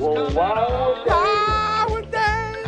They haven't painted over this song in Philly, have they? No, the Bobby Rydell mural has not been painted over. Okay, that's going to happen. Although the Jerry Blavitt, I jokingly tweeted over the weekend that the Jerry Blavitt mural has been taken down because a white man clapping his hands is not appropriate and very insensitive during these tough times. And plus, he's a short Jewish guy who I love to death, and he's one of my favorite people. That's going to be the next one targeted, I could say. We're heading to Palm Coast, Florida on Saturday. We're going to have the car gassed up, and we're heading down to spend a week on the beach in Palm Coast, Florida. And I'm just welcoming all of you to come down and join us. Not Space Coast. Space Coast is on the other side, right? Now, where's Palm Coast? We're on that. No. This is Palm Coast, it's south of St. Augustine, north of Daytona. Well, John, speaking of love and Florida, and that apparently is your number one demographic that lives down there. Yes. Now, before we continue, because we got a lot of questions to get to it and not a lot of time to do it, John Kincaid. So yesterday, I see your proposal, which we're going to get to here in a second. And then I see that you have love from all over the country. You're not just a local guy from Philly or a guy from Atlanta who's been there forever or a guy on national, whether it was ESPN or CBS. Right. You got followers all over the country, and I think especially down at the villages. So you make sure you stop by. He's big in the villages. Yes. Very big in the villages. Huge in the Wait villages. a minute. My sister-in-law, true story, and brother-in-law live in the villages. Well, they might know this person. Yeah, because... it's like Caligula. I know. I'd like to be a condom salesperson in the villages. They get down. That and the blue pill. Oh, man. You talk about wild places. I'm telling you. Do they worry about condoms, or is it just the blue pill? You got to be safe. I don't know. When you want to get a little action with grandmom or your neighbor who's like a MILF, it's 55 in that 55 to 60 range. Blue pills and blue hair. Exactly. You know what I'm saying? I did the story on Into the Night back in the day that the highest cases of over 50 sexually transmitted diseases came from Arizona in that Sun City area, which is all over 50. I mean, COVID's the least of their concerns down there right now. But anyway, like, so I see this tape. Somebody posted it. That guy Funhouse on Twitter, who tapes a lot of the Mike Francesa stuff and always puts it up there. So Mike Francesa on his show in New York actually took a call from 73-year-old Judy in Cleveland. Let's go to the tape. Do you listen to Sports Talk in Cleveland? Oh, yeah, and that's what I'm calling about. The only good thing that has come out of this pandemic, Mike, is I get to listen to that adorable John Kincaid, who I set my alarm to listen to him every Sunday, and we usually get him an hour, but now we get him 2, which is godsend. A godsend. He's a godsend. And you're adorable. He's adorable. You're adorable. I am adorable. Look, we work in an ugly industry. Yes. And I'm not talking about the content. I'm talking about the people working in it. And so I am adorable on the scale of good-looking talk show hosts. Believe me, I'm on the adorable scale. Yes, you are. Well, for radio, especially. Yeah, you got beautiful hair, beautiful teeth. You got the whole package down there. All right, let's get to this damn NBA thing. Enough with the platitudes. Let's get to the NBA. Because, we had the commissioner the other day who had to be shamed into telling everybody, hey, if you're over 60, you're not going to die if you coach your team. I mean, even Randy Carlisle had to say, what the hell are you talking about with his proposal that lasted like 10 minutes before he got destroyed by all of these coaches, a lot of the coaches, including the New Orleans Pelicans coach, who's 60 years old, and he's not allowed to coach his team. So Randy Carlisle, the head of the NBA coaches, told the commissioner, dude, what are you thinking about? You're going to tell coaches that are over 60 they can't coach. So that was one thing. But you came up with actually something a lot better because nobody's getting it right. You've got the plan to make this thing watchable. Tell us what it is. Flat out, I said it to Shaq in late March, and then we keep talking about it. I'm like, look, if there are going to be 22 teams that are going to play in this tournament to figure out who wins the NBA championship, that leaves 8 cities, including mine in Atlanta. I suggested send those 8 teams to Las Vegas and have a tournament. Give each team 3 exhibition games just to get their legs back, and then play a tournament, double elimination tournament with 8 teams, and the champion gets the number 1 pick in the draft. So that way, New York Knicks fans are watching. Hawks fans are watching. The Phoenix Suns fans, they're watching. Yep. Everybody who is currently being on the outside looking in, the NBA can double down on baseball's stupidity in having trouble getting back by creating a tournament where double elimination and you're playing for your draft pick. That, to me, I'm telling you, and I would watch that every night. I'd be interested in that. That's the kind of thing that I think they can capitalize because the new boys of summer are going to be LeBron, Kawhi, and all the other NBA stars because the Major League Baseball is letting NBA move right into their backyard. They have done nothing to stop them except fight with each other, and the NBA is going to now own June and July for the rest of our lifetimes. They're going to own it because they're never going back. By the way, they will never go back. I got to correct myself. I think I said Randy Carlisle, the hockey coach. It's Rick Carlisle, obviously, longtime NBA coach. Randy Carlisle. No, he thought the same thing. Randy Carlisle, I'm sure, call him. He thought he was being ageist too. So the commissioner's ageist. Here's John Kincaid, Harry, who's figured out how to make whatever's left for the teams. Although would those teams want to do that, though? That's the bigger question. Why wouldn't they, though? Because why do they care? Why do they care if their organization gets the first pick or the third draft? There's not like exactly a really deep class of draft picks. No, it's not. And I can tell you this is Ant-Man. How about this? Ant-Man, who is expected to be the number 1 pick, Anthony Edwards, not from Top Gun, actually from my church here in Atlanta. Wow, he went to Georgia. Here in Atlanta. Wait a minute, you're allowed into church down there? Yeah, we go to Mass. Did you have communion? We go to Mass. Oh, beautiful. And you can have communion and everything. I mean, it's not like, our buddy Father Casey, I don't think his church is open yet. We got to get Father Casey on. You got to get him on. Start opening up the churches. I think the devil's come in too much. We got to ask. So, I mean, yes, that's what we need, Tony. This would get the teams would compete because, like, if you're the Hawks, you got John Collins and you got Trae Young, 2 really good young players. They would love to know that they're adding another top-notch star. They're going to play their backsides off to get that number one pick. And it motivates teams because the young guys on the team know they can get their franchise better faster by surrounding themselves with better talent. I mean, to me, this is a no-brainer. And I'm going to be in Vegas in late July, so I guess I'm figuring that maybe I would like to be able to sneak over and play some, be able to see some That's business. why. Now the truth comes out. So these other 8 teams are not going to Orlando. No. They're going to Vegas so that John can go out there and get watch some entertainment them and gamble. and get action. Well, look, they always have Summer League in Vegas when we're out there. Yep. And so I've played blackjack with Luke Walton before because they had played when he was with the before with the Lakers. They would stay at the Bellagio. So you have all these NBA guys at night getting out there and enjoying themselves a little bit. You got to just look. We have to entertain the folks. And right now, again, the sport that seizes this opportunity is never going to cede that territory again. All right. It's going to be great. Well, would these games include a 10-foul limit too, like the summer league? Oh, I don't think we'd have to. I don't have to do that, Har. I mean, I'm not sure if that's the. But I would love to see. I would love to see them say, "Hey, look, let's be flexible. Let's be everything that baseball isn't. Let's be forward thinking. Let's be flexible. Let's be different. Let's try new things.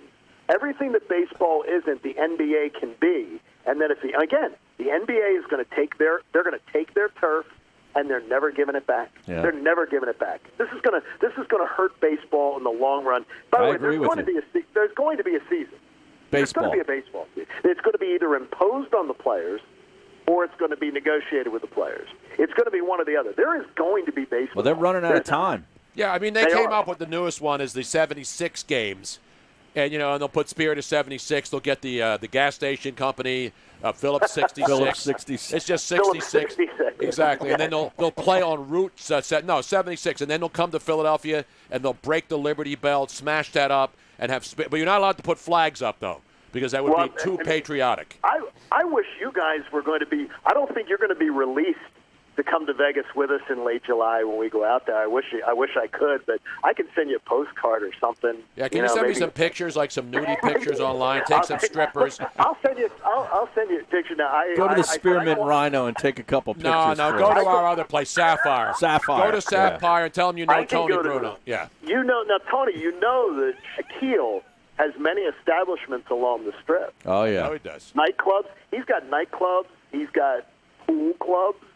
He's got everything. Listen, I say this all the time. Every time I turn my TV on, I'm watching Discovery Channel, and there's this show called The Diesel Brothers, right? Yeah. And there's Shaq's on there now. Shaq's on every show on every network because he's got garages. He collects all these monsters. Yes. He's got all these vehicles and stuff. Plus, he's with the General. Yeah, no, this isn't. He's got. I'm not talking about commercials. I'm talking about home improvement shows, fish tank shows, eyeglasses. I go in to get my eyeglasses done, and there's Shaq's smiling face promoting some frame. I mean, nobody has more endorsement deals than Shaquille O'Neal right now. No, true story too. He has given me the permission to try to broker a deal with HGTV to sell his house in Orlando, the house that can't be sold. Right. His gigantic 10,000 square foot house. He's told me that if I can get HGTV to do a show that is around selling it, he'll be a part of it, and I get to be the executive producer. Wow. Is that in Windermere, Florida? Yes. Yeah. And so I'm like, you could have I can see ways that, look, you're trying to rework one of the bedrooms. You have Tiger Woods come over from around the corner, and he helps you, install the swing. That was his old neighborhood. Whatever. Hey, wait a minute. Who's better at home improvement than me? You. I should be on. I need to be a part of this. You got to work with John. You can be the executive producer. Tony, I can fix anything. If I'm the executive producer, what we'll do is we'll get Tony will come on, you come down, and you'll agree to do free labor for a week. Absolutely. And you'll be in there helping out, and you work, and we're putting Shaq to work too on this. Absolutely. I can do it. I'm serious. Robin, everybody knows this. You've seen the videos. I've seen it. This is true. Robin and I redid kitchens. I can do cement work. I can do electrical, plumbing, anything. And they won't have the inflatable wrap down there either. They won't even have to bring that out when I'm in there now, working. Did WSNI and WIP and WCAU not pay that well? I'm like, I would call the Yellow Pages for that stuff. You're getting knee-deep into all that work. I'm so impressed because I couldn't do it. It wasn't about money. I love doing home improvement stuff. I know you love that. I can't understand it. How does Vanilla Ice have a show where he's going into people's houses and putting $100,000 refrigerators in, and I'm doing like regular people's houses, but I'll go down and work on Shaq's house. I'll do whatever you need, and I'll be on the show. If I'm the executive producer that works, and I still think South Philly, sort of like hometown, you know the hometown couple? In Mississippi, I watch all those shows, yeah. Okay. You have to do South Philly hometown. I agree. Robin and I yelling at each other. Yeah. You know, that's great. You and Robin with that very copacetic relationship. You have a blessed mother in the front yard with the plastic. We have to bring back the plastic slip runner. covers. Oh, the plastic slip covers? Yeah. I'll have the candles. My mom still has candles in her house. She's got the Right. candles in front of the Jesus statue. Yeah. They're not lit right now because I don't want her to burn the house down. And she's 96 years old. You have to bring the runners back, like the carpet runners. Oh, yeah. Too. Yeah. Those ones with the little spikes in the bottom that if you ever stepped on them, you break your foot. Yeah. You got to bring that back where you authentically bring South Philly back to your youth. You're absolutely See? right. There's that because all these shows are like, I can do big houses, I can do little houses. I'm not doing tiny houses. Mm-hmm. I ain't doing any tiny houses, man. Those should be eradicated. It's No, ridiculous, don't do man. tiny houses. No tree houses either. They rent them out here, by the way, in the woods in Georgia. You don't do tree can go- houses. I'll do a Stay in tiny the house woods. in the woods just Yeah. for a couple hours. You know what I mean? Do they rent them by the hours down there? No. Only the ones with the hookers in them. They got a vibrating bed you can put And quarters that's in. you put the magic Yeah. finger. They do that. John Kincaid Oh. down there in Atlanta with the Buck and Kincaid show at CBS Sports. All right, Yes. I got to ask you about you saw Bubba Wallace yesterday down there, man. Was it hot? I mean, I know it's hot and humid down there. Bubba Wallace, for the second time in his career, fainted from the heat. It's always hot and humid. They said that his cab, and I knew some people who were out yesterday at AMS, and they were saying that the cabs of the drivers yesterday were between 142 and 148. Oh, my God. And it wasn't a dry heat either. It's not a dry heat. Dad. Exactly. No, but now, the seats, the suits that they wear actually insulate them from that, but it still is going to feel like you're sitting in like 110 or something like that bad. He's probably having hydration issues. Yeah. Because he's a guy he's jacked. Yeah. Like, if he's jacked. So he just probably isn't hydrating well enough and's got to get in a better hydrating plan. But that was great at AMS. I mean, no fans in the stands. But that track's boring, a little boring. It's like I try with auto racing. I try to pay attention, and then it just doesn't seem like anything happens. AMS is just one of those places where it's a great venue, but that wasn't very exciting to me. I want. See, you're one of them biased Northeast guys who don't understand and appreciate the good old boys down there. By the way, most of the drivers from Southern California I know. now. Ain't the good old boys. Everybody used to think about Cale Yarborough and Richard Petty and all the good old boys down there and Dale Jarrett. And then you had the Alabama gang. You had the Alabama boys like down there. Neil Bonnet. We like Awesome Bill from Dawsonville. Yes, sir. Yes, and we go up to the outlets in Dawsonville. And not only do you see Bill's car sitting out there right in the center of town, like a scene out of Dukes of Hazzard, but that's where we go up and get our pumpkin at Halloween, and that's where you go up to the outlets. And Tony, you could get some great Jim Harbaugh type khaki slacks. Oh yeah, like 3 for $20. Love the I mean, outlets, man. all the shades. Harry, all your golf stuff. Yeah? You can get the golf outlets. Oh, this is amazing. Fantastic. I love Atlanta. I want to go. It's too hot now, but when we were there for the Super Bowl, I mean, I just love it. I love it. It's a great city, man. Sometime you make a trip down. My studios, Mi Casa Se You Casa. We have 5. We can operate 6 radio stations out of our building. Oh, I only need one. I only need one. It's like my mama. I only need one.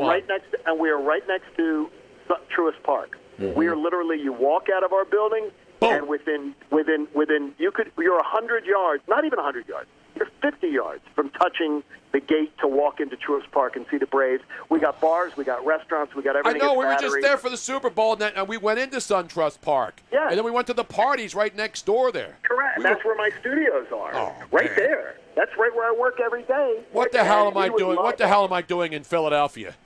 Well, you're all locked down. I'm going to tell you this. I'm going to send you a care package or something if it gets by the guards.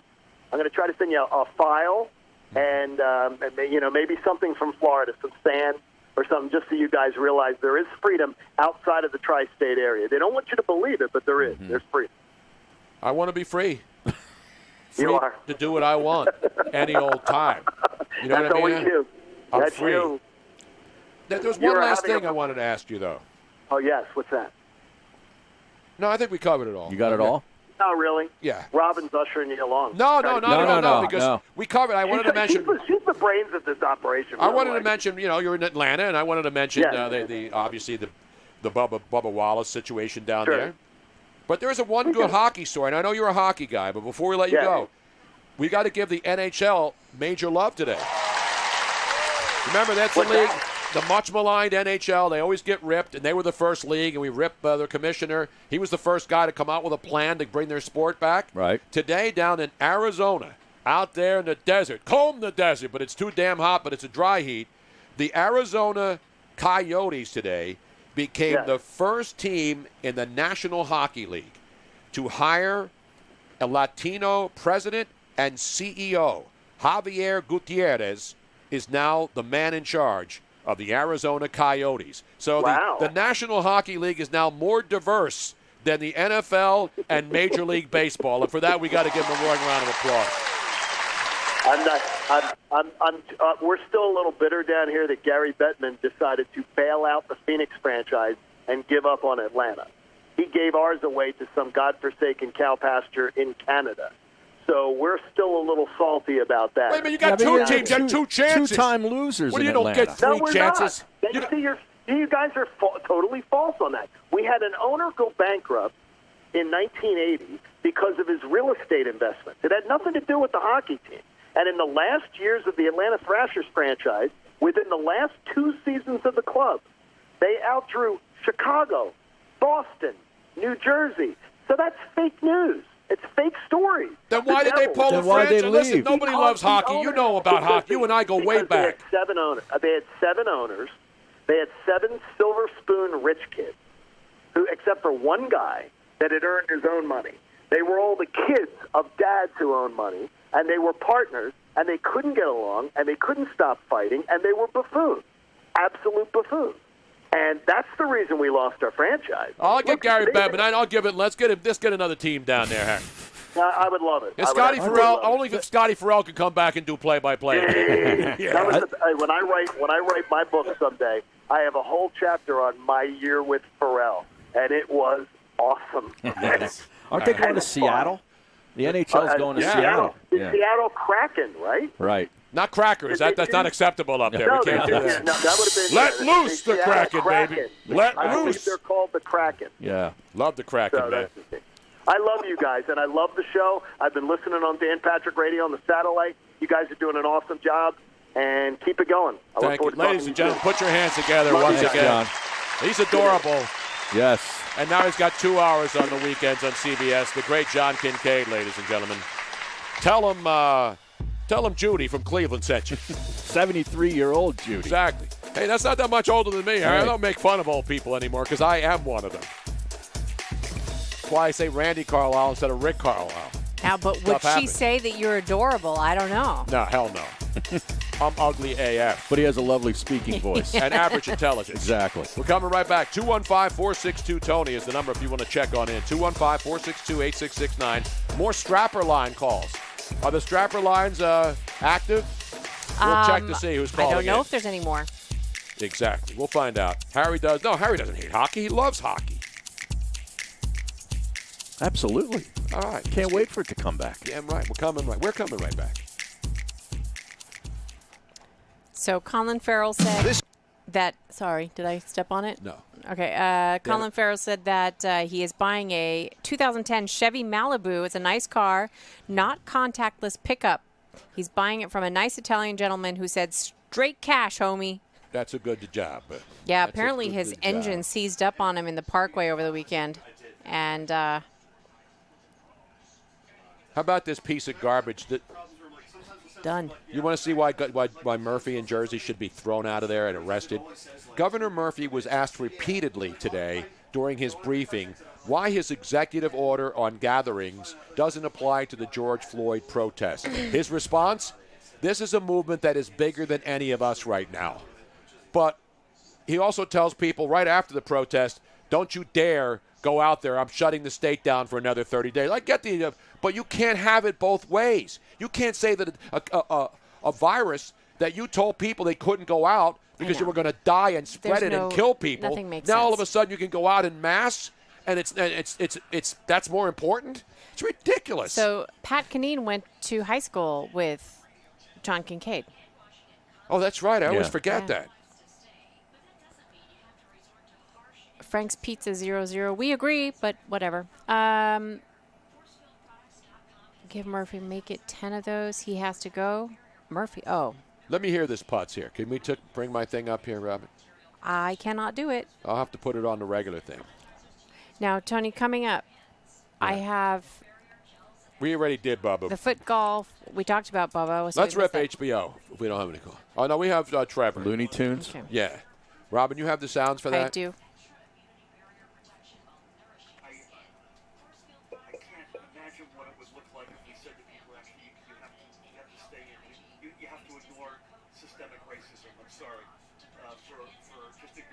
Yeah. Stay inside. You can't go out and voice your anger, your rightful anger. I can't. The people in Jersey deserve this for electing this guy. He was a big Wall Street guy. I know he was. He doesn't sound like one, though, you know? No, he sounds like a drunk. Sounds like he works in the the saloon. docks or something, you know? He sounds like a drunk like Jim Kenny. He's a crumb creep coward. He's a lush. I can tell he's a lush by just looking at him. See, I don't have this in my machine. They're in the other one. I know. You're a lush. Where is it? Crumb creep coward. Okay, I've got it.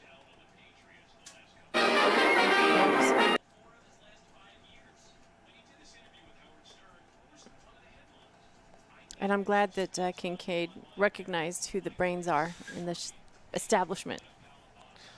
I'll give you some goddamn brains right now. Well, Robin's eating brains, huh? I have, unfortunately. What? Monkey brains, yeah. It's a delicacy in certain parts of the world. I've eaten many strange things. Ain't no part I'm going to. I've eaten the weirdest thing or the grossest thing. Not necessarily. That doesn't necessarily go hand in hand. Like, I mean, I've had fried termites before, and those were actually pretty good. Well, yeah, you use it as a garnish, they're Like pizza. crunchy. It's like putting a little, Yeah. bacon bits on top of your pizza slice. Indonesia. It's called the Terminix guy. He delivers Same, them. actually. Fresh out of the backyard, man. Same location that I had monkey brains. I used to love. Not monkey knife fight. I used to dig the eyeball out of the fried fish, and the fish eyeballs tasted really good when I was little. I loved the eyeball. I would always ask them, like, give me that. We're talking about balls. Oh, cow's tongue, nasty. Ugh, my mother used to boil it. Welcome back to the Tony Bruno Show with Harry Mays on SiriusXM 211.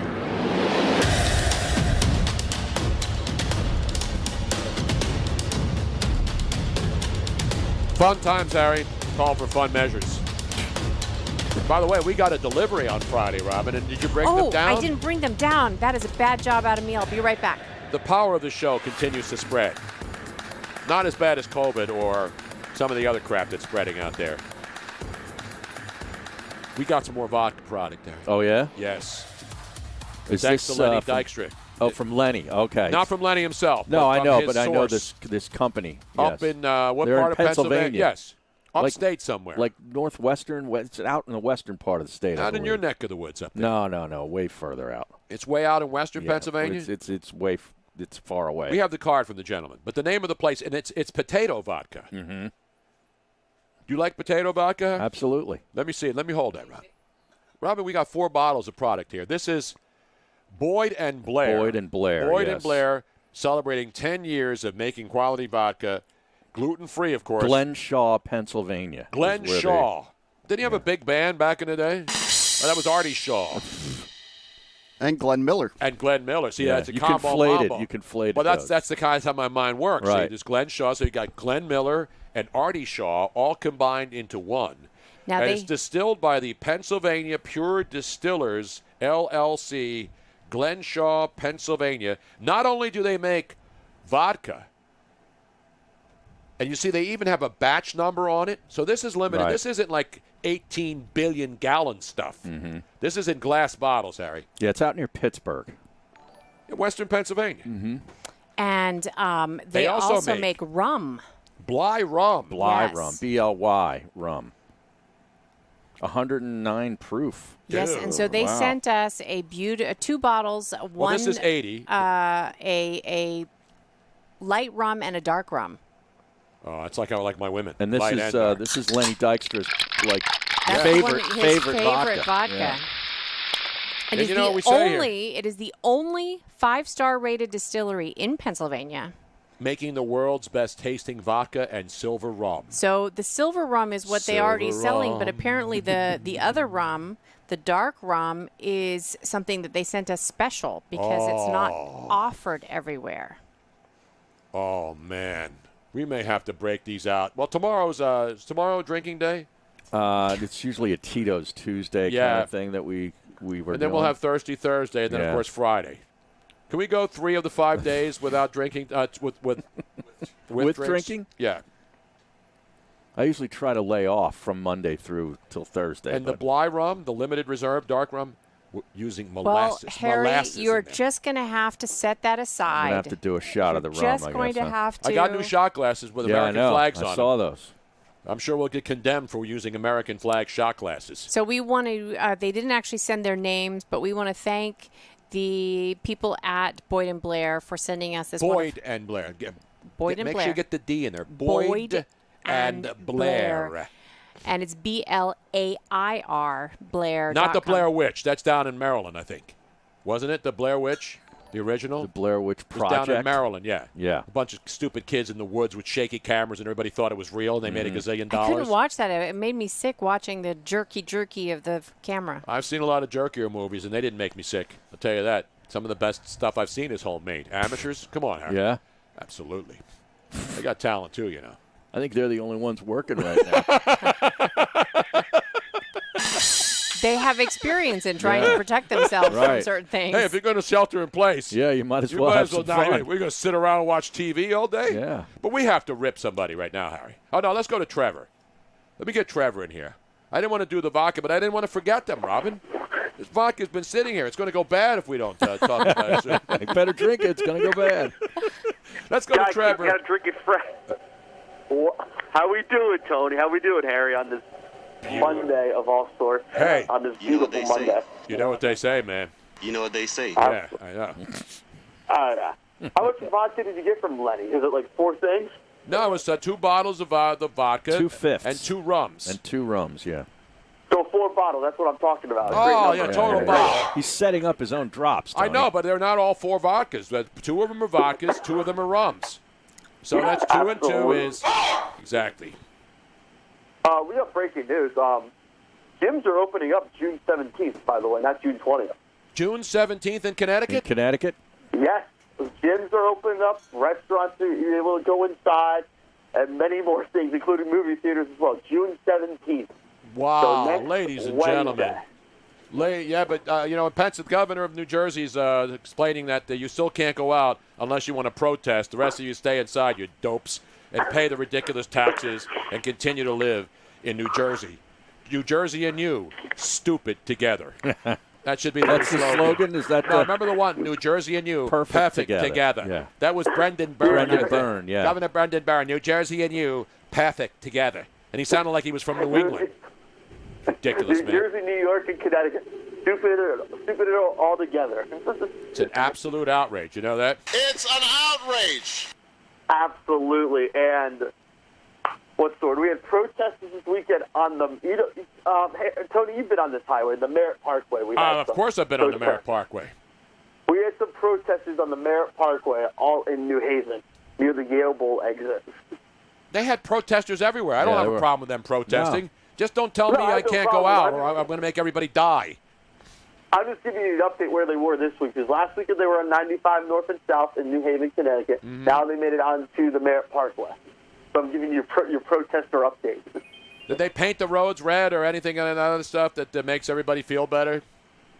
No, they did not paint the walls red, blue, white, or pink. I painted the town red the other night, but I only could go 2 blocks couldn't finish the rest of it. You know what I'm saying?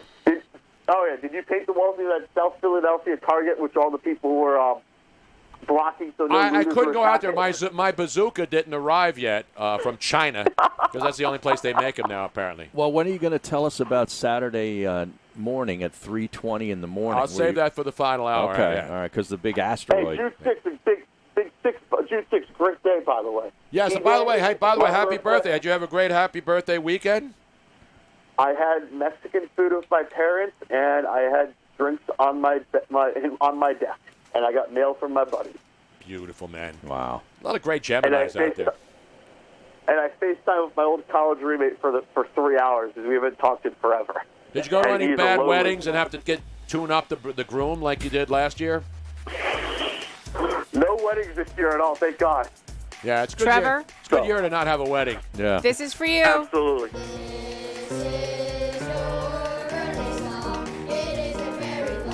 Olé!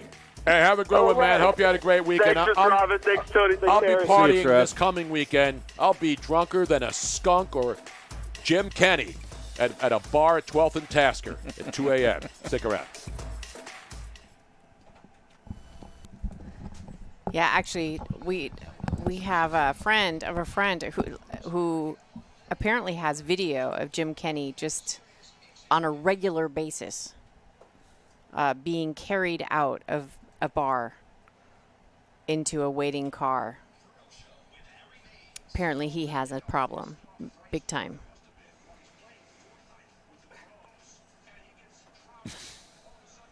Fortnite.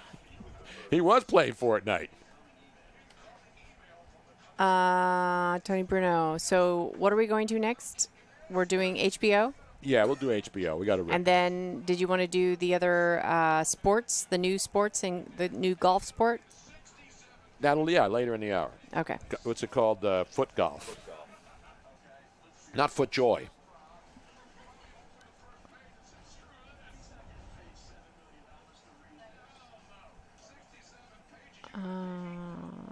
Yeah, we love Tito's. We've still got, how many bottles we have here?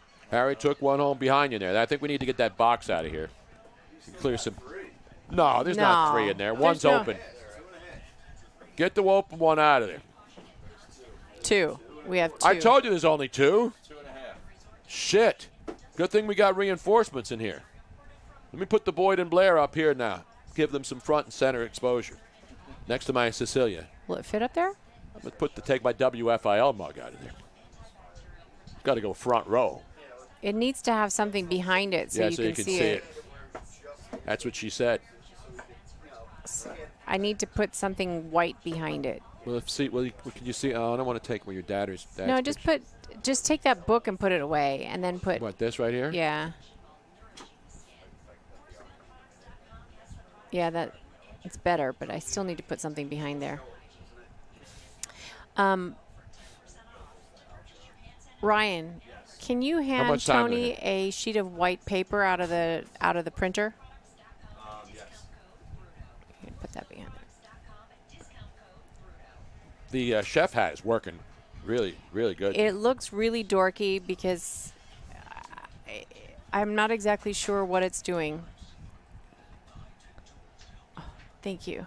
Here, Tony, just put that behind it.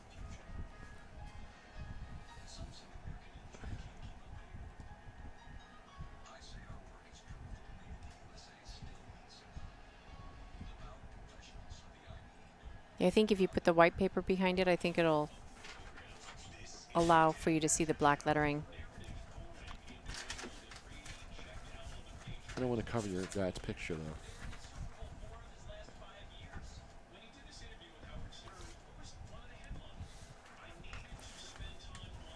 Let's see. Let me see if I can see that in your camera, though. Should have done that first. Yeah, I can see that. Where's the other one? What'd you do with the other one? I did not. I haven't. I feel like we're like a liquor store. We actually have more product in the liquor stores right now because you can't get into them. Yeah, you can. Not the one down here in South Philly. You can't. No, they have it completely It's all boarded boarded up. Actually, all of these stores except for the Chipotle and the Walmart and the Home Depot, they're all boarded up. Now, Ed Nasta says that Handle's on sale this month. But Ed, the one down here in South Philly wasn't open. Unless they have the door. I didn't see anybody in the parking lot.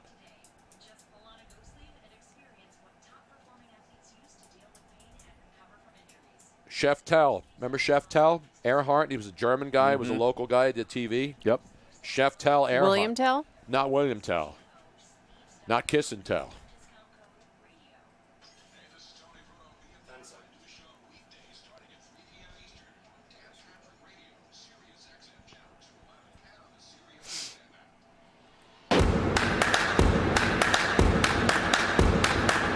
Welcome back to the Tony Bruno Show with Harry Mays on SiriusXM 211. Solving all of America's problems each and every day, Harry. A lot of people run away from these kinds of issues. Not this show. We embrace it. Not embrace debate. That's tiring. No. They just yelling about Kaepernick all day. At least they got something to argue about. We just sit here and we look at things like baseball, where it's getting down to the nitty-gritty, man. You know, I know we had John Kincaid on who had a great idea about the other 8 teams in the NBA that aren't playing. Yep. But the more I think about it, I think you're right. They wouldn't want to do it. No. And I love the idea. Yeah. But see, the thing is, why would players for 8 teams that didn't make the playoffs want to go out and do a training camp, then go out and play against the other teams to see if their team – so they're doing – in other words, you do away with the NBA draft. Right. And then the players will decide instead of doing a stupid – the order instead of the lottery. ping-pong ball lottery thing, which is stupid. But why would a player care? Well, why would a player – risk anything so that his team – now, I get his argument was, well, if there's a good player, you're 2 good young players like the Atlanta Hawks, they would want another good player to be I don't think added. they really care. I don't think they do either. I really don't. I don't. That's not knocking the players. No, I just think, what's in it for them? But you heard what they could get hurt. What happens if they get hurt? Damian Lillard said if his team didn't have a real legit shot to make the playoffs, he wasn't even going to participate in the thing in Orlando. But they are now because they're still alive technically, mathematically. And so the NBA is going to tell them. I mean, they can't, even though their team voted against the proposal. They were the only team, one. They're going to go and play. Yeah, they'll play.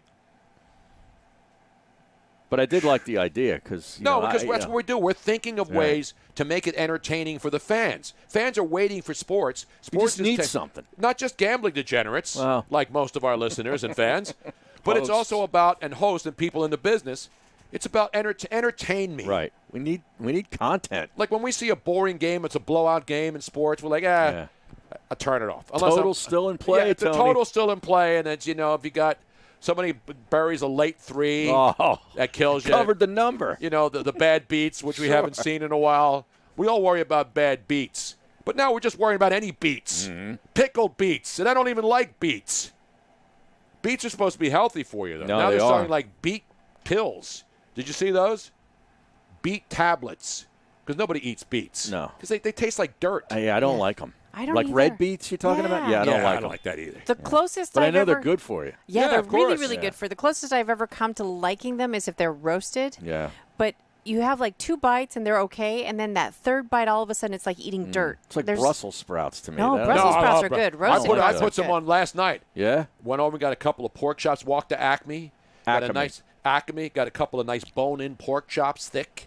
Nice and thick with 2 C's on them. Mm-hmm. They even said it on the package, thick. They don't put 3 C's on it because there's too many like hipsters that go in there and they don't get it. But I do because I know thick. And then Brussels sprouts. Robin cuts them in half and then I put them on the grill. And you put a little glaze on them and you get that char. Not boiled in water ones. Right. No, they're terrible. Yeah. That's like garbage. my mother used to make them. You boil them in water. It stinks the house up. You put them on the grill, Harry. You sprinkle a little seasoning on there. What do you put on there, Robin? Then I put them with olive oil on salt, the grill. pepper, garlic powder, Boom! and then That's after it. they've come on, and in olive oil, and then after you're done, and they have a little bit of a browning on them from the grill. And no cold with onions. I don't want them cold. I don't want onions on them. I want them hot and fresh off the grill. You pour just a tiny bit of drizzle a little of the Put balsamic drizzle, vinegar reduction on it. Yeah. The glaze. That's right. And then you got the pork chops. And then, Robin, we're buying riced cauliflower because you can't eat rice on keto. But you can get riced cauliflower. Not even brown rice? No rice at all. No, it has too potatoes, many no carbs. rice. And then the other thing would be mashed cauliflower. Yeah. No carbs in there. But it tastes just like regular cauliflower. You know, you No, just throw potatoes. Stuff. But it tastes like it tastes like potatoes. Replaces mashed potatoes. Yeah. You know what I'm saying? Anyway. But you're out on a certain network now, right? Television network. HBO, we're not happy with. Thank you, Harry. Even I am willing to get rid of it because there's really nothing on And I it. don't There's call no for- series on there Well, right Game now. of Thrones is over. Yeah. By the way, and I'm not a boycott guy. I'll tell people not to watch this. I give my opinions. If you want to keep HBO on, go ahead. I just give you opinions on what I'm going to do. And I finally had enough of HBO because they've crossed the line for me right now. Homeland is still on HBO. I don't watch any think. of those It's- shows. I think Never that's got in its into it. final season. Garbage. It's all garbage. Again, watch what you want. If you want to order 2 subscriptions, go right ahead.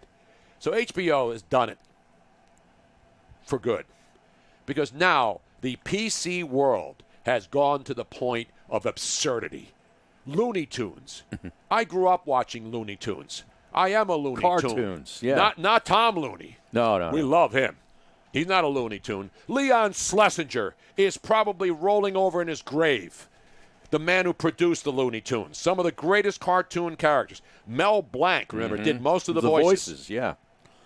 The late, great Mel You Blanc. have a signed I have it. Can you grab my Mel? Can you lithograph. get my on the wall down there on the wall? Not my John Lennon one. On the other side of the wall, down near the There's the a end of the litho. hallway.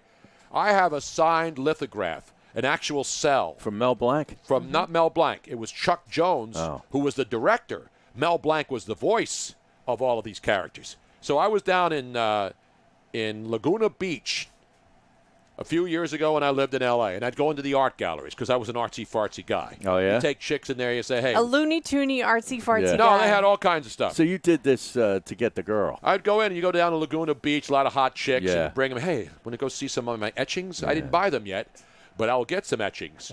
And then we'll bring in meats and cheeses. And I got a grill. Were they and- charcoal etchings? Oh, or- yeah. So this is a Chuck Jones, for you that could see it. It's pretty cool. It's Bugs Bunny and Daffy Duck doing the dance, you know, curtains. What is the one? We'll hit the lights. Overture, curtain lights. This is it, the night of nights. There'll be prayer. No, come on, Robin, you're the musical geek here. So anyway, this is signed by Chuck Jones, who was the director of all of these. This is cell number 50 of only 500 of these. Right. And that's one of my collectibles. Pretty cool. It is Now, awesome. What'd that run you?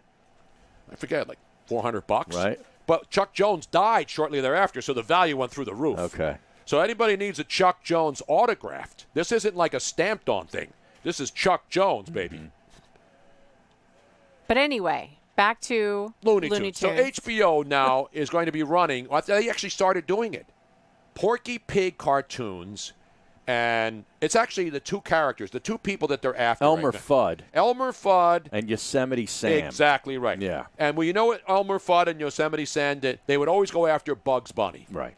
And what I say right now to the stinking losers at HBO and all of these geek losers who are too woke, this is what I say to you chumps, why I'm canceling my HBO the second this show goes off the air, even before we do any of our post-production. This is what I say to you, HBO, you bums. That's all, folks. That's right, that is all, folks. Suckers. And why is that, Tony Bruno? Because you're out. I'm out on this. Get Mark Cuban in here to say I'm out. So they determined, because those two characters have one thing in common. They're always trying to hunt the wascally wabbit, right? With guns. Elmer Fudd. And it's not even they're shotguns. Joe Biden told us we should have They're not rifles. They're shotguns. Elmer Fudd had a shotgun. Yosemite Sam had pistols. Right. But my point is, Elmer Fudd has a shotgun. Right. Joe Biden told everybody, if you're going to get a gun, get a shotgun to protect yourself. He's running for president. Now, all of a sudden, these dopes at HBO, this is what I like. This is it. Well, they're redoing them, right? They're yes, redoing they're taking the guns commercials. out. But they want to be true to the Looney Tunes thing. So instead of them using guns, they're saying no guns. But hey, cartoon violence is okay. They can use TNT to blow each other up. Acme Dynamite. Acme Dynamite. Yeah. You can blow up the Roadrunner. Right. You know, Acme, it's still in business. The Coyote. The Wile E. Coyote. Coyote. You can still dump an anvil on somebody. No, I think they're going to be dumping pillows on him. When he gets to the end of the cliff, it goes meep, meep. Then a pillow's going to fall, and then the whole crowd will start crying and then saying, oh, my God, that is so much better now. I just love it when cartoon violence is scaled back. Now, here's my question. How about dynamite? We can blow each other up, but how dare you have a totally legal gun? Last time I checked, putting dynamite under somebody's ass is not legal. Having a shotgun to go hunting is legal. Right. So let me explain once again. Dynamite and anvils, that's extreme violence.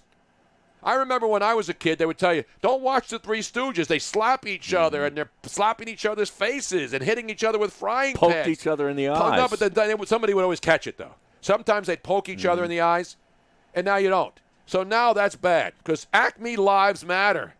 All of you people there at HBO, Vafanculo. That's what I can say to you. HBO, you're fired. Canceled. You want cancel culture?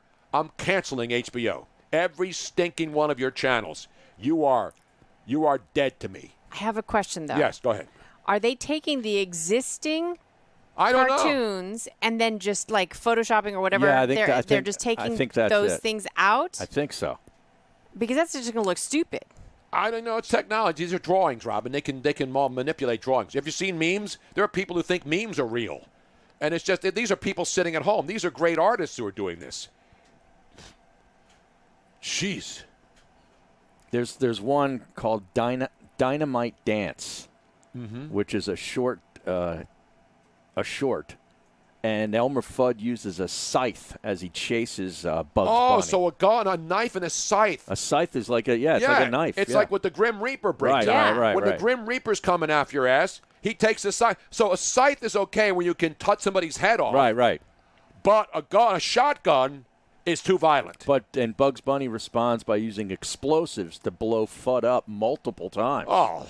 Makes you gotta so make much sure sense. No doubt. I mean, you got a friend of yours and you had an argument, and you've seen these idiots out there protesting, not the peaceful protesters. There was a guy caught in Pittsburgh with 2 homemade bombs. Oh, really? I didn't see that. that Yeah, one. with 2 pieces of dynamite. So that's okay. If you want to get some dynamite, maybe I'll open a dynamite factory. And this way, if you have a feud with your neighbor, don't bring out a gun. Bring out a couple of sticks of dynamite.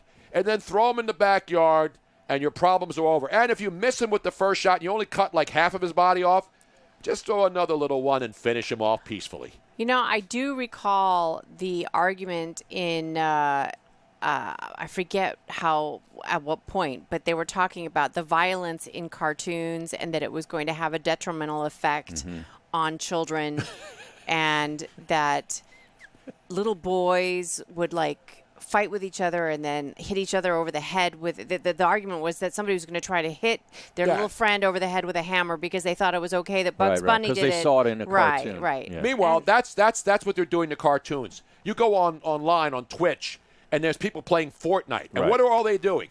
They're blowing people up. They're blowing each other up. They're shooting people. They're mass murdering people. Dead Red Redemption. Grand Theft Auto. What are they doing? Are they going up and say, "Hey, nice rig, bro. Yeah, bro. Let's go down there and wax them together. So let's put away the guns and stuff. Let's stop blowing up each other's cars. Let's go wax each Why other's don't we go car. down there to the ice cream shop and go outside and get our beautiful. Remember the dusters, and you go outside and you dust your car down. That should be a new video game, not Grand Theft Auto. Yeah. Let's go out there and put some McGuire's polish cruising, on man. there. Let's go cruising on the strip, baby. What's with these blowing up cars and stuff, man? We're going to blow them up. We need to pick up chicks.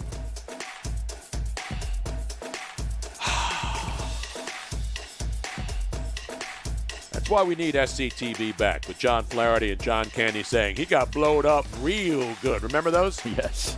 That was television. Let's open some lines. Let's do some open phones, Harry. Yeah. Are you ready? I want to hear what the people have to say. We are guest-free for the rest of the show. It's Open Phone America. Great time to get in. 215-462-TONY. Silk Bra, I hope you're listening. I want to hear from Silk Bra. He was active on, we're going back and forth all weekend, Silk Bra. 215-462-8669. You call, we talk. What else, Eric? And there is a new sports figure and owner showing interest in the New York Mets. No! Yes. Wow. And you know who this guy is. China? Oh, no, not that. We're coming right back. We'll explain. Josh Harris. No. Mm-hmm. Oh, because the Sixers and the Devils are not enough. They're not crappy enough. Sad the Mets. I guess the stock market going crazy is giving them some extra cash to play with, right? Yeah. Let's go buy the Mets now while the getting's good before the value goes up.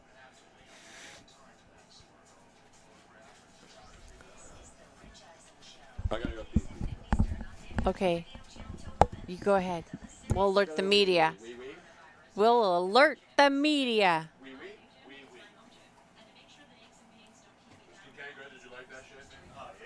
Kincaid is awesome.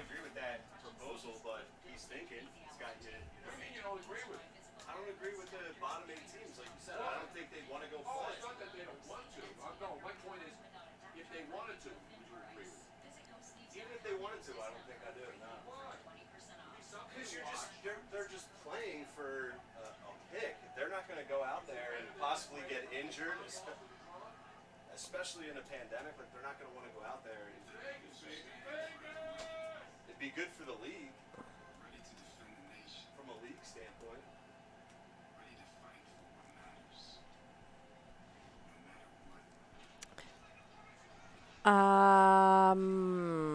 Let me go check.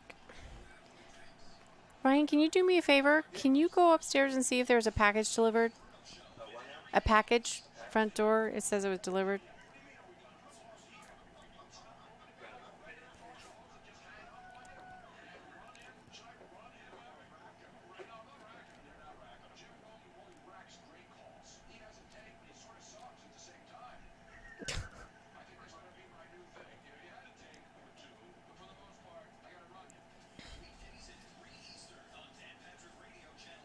That was a good promo. I like that one. We got sink. No, he actually did not go in the sink this time. There was nobody else in the bathroom, so he actually really used the bathroom. Yay. I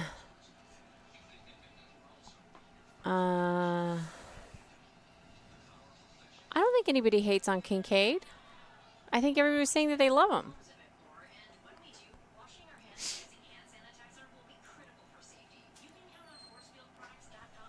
It did. Okay.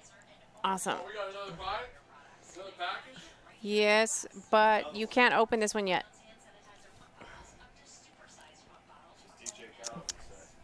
Well, let me give you my thing back. Don't break it though, man. I forgot what I paid for this. It was like $400 or $500. 15 seconds. Chuck Jones, man. Not Nathan Jones.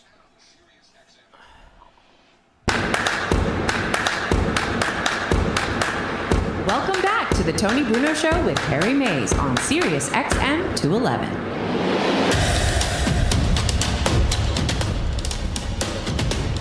The only show that really spans the globe and spans the Coppola and spans the gamut and all the other things that you can span, except the bridges into Jersey because Jersey is closed.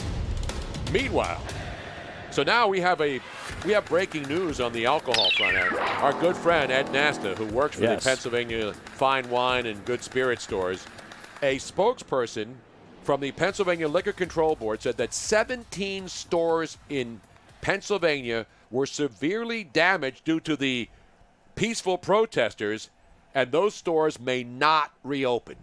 So 17 stores may not come back. Like they never come may back? Not, well, not. That's what he's saying. May never reopen. Well, may not reopen. Not never. Not okay. means they're not So going to they're bother just not to fix, allowed to reopen. Yeah, they're right not now. going to go in there, fix it up, and Right. do it up. And depending on where they are, and I don't know where they are. Some might not come back. They probably won't. And Yeah. that's what these people don't understand, the ones that are doing the smashing and grabbing and all this other stuff.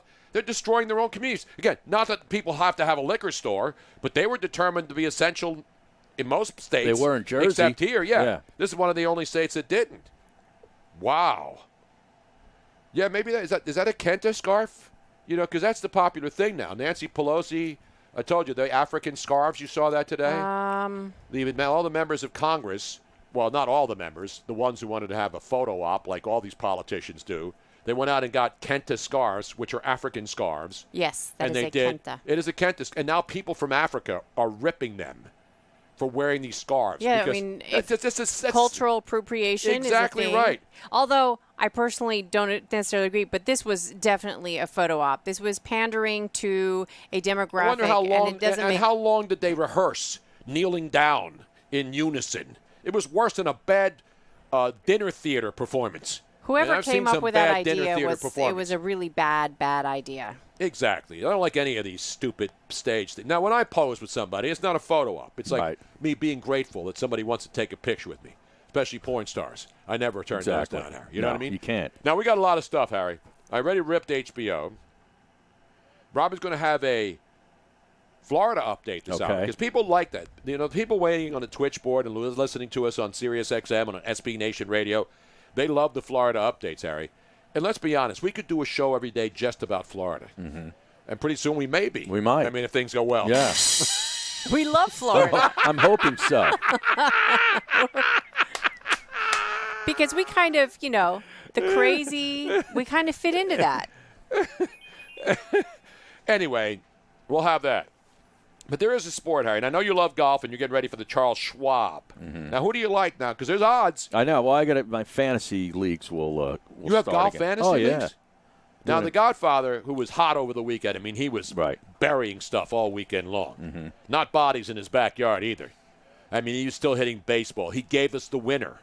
Remember, he gave us the table tennis winner? Tennis. The Russian table tennis? Yes, Boom, yes. another winner. They cashed just like a Super Bowl winner.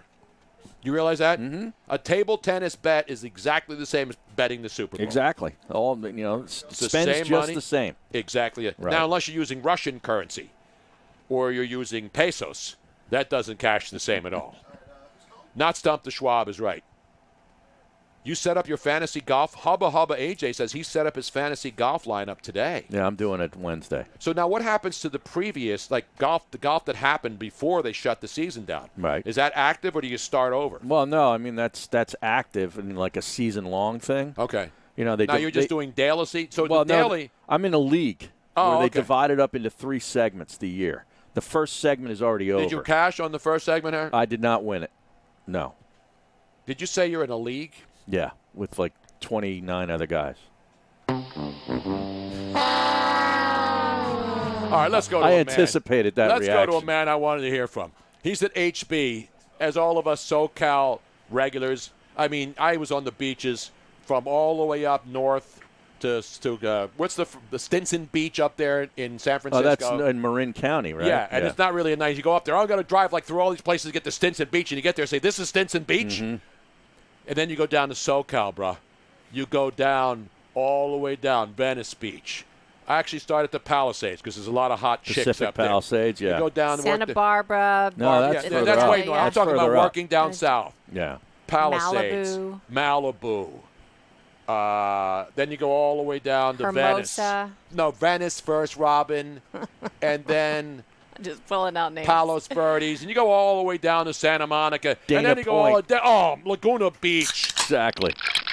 Go see Andy Reid at Dana Point. Oh, man, but a man who's the bra, he's in HB, Huntington Beach, where he has not been allowed on the pier because he's practicing social distancing, brah.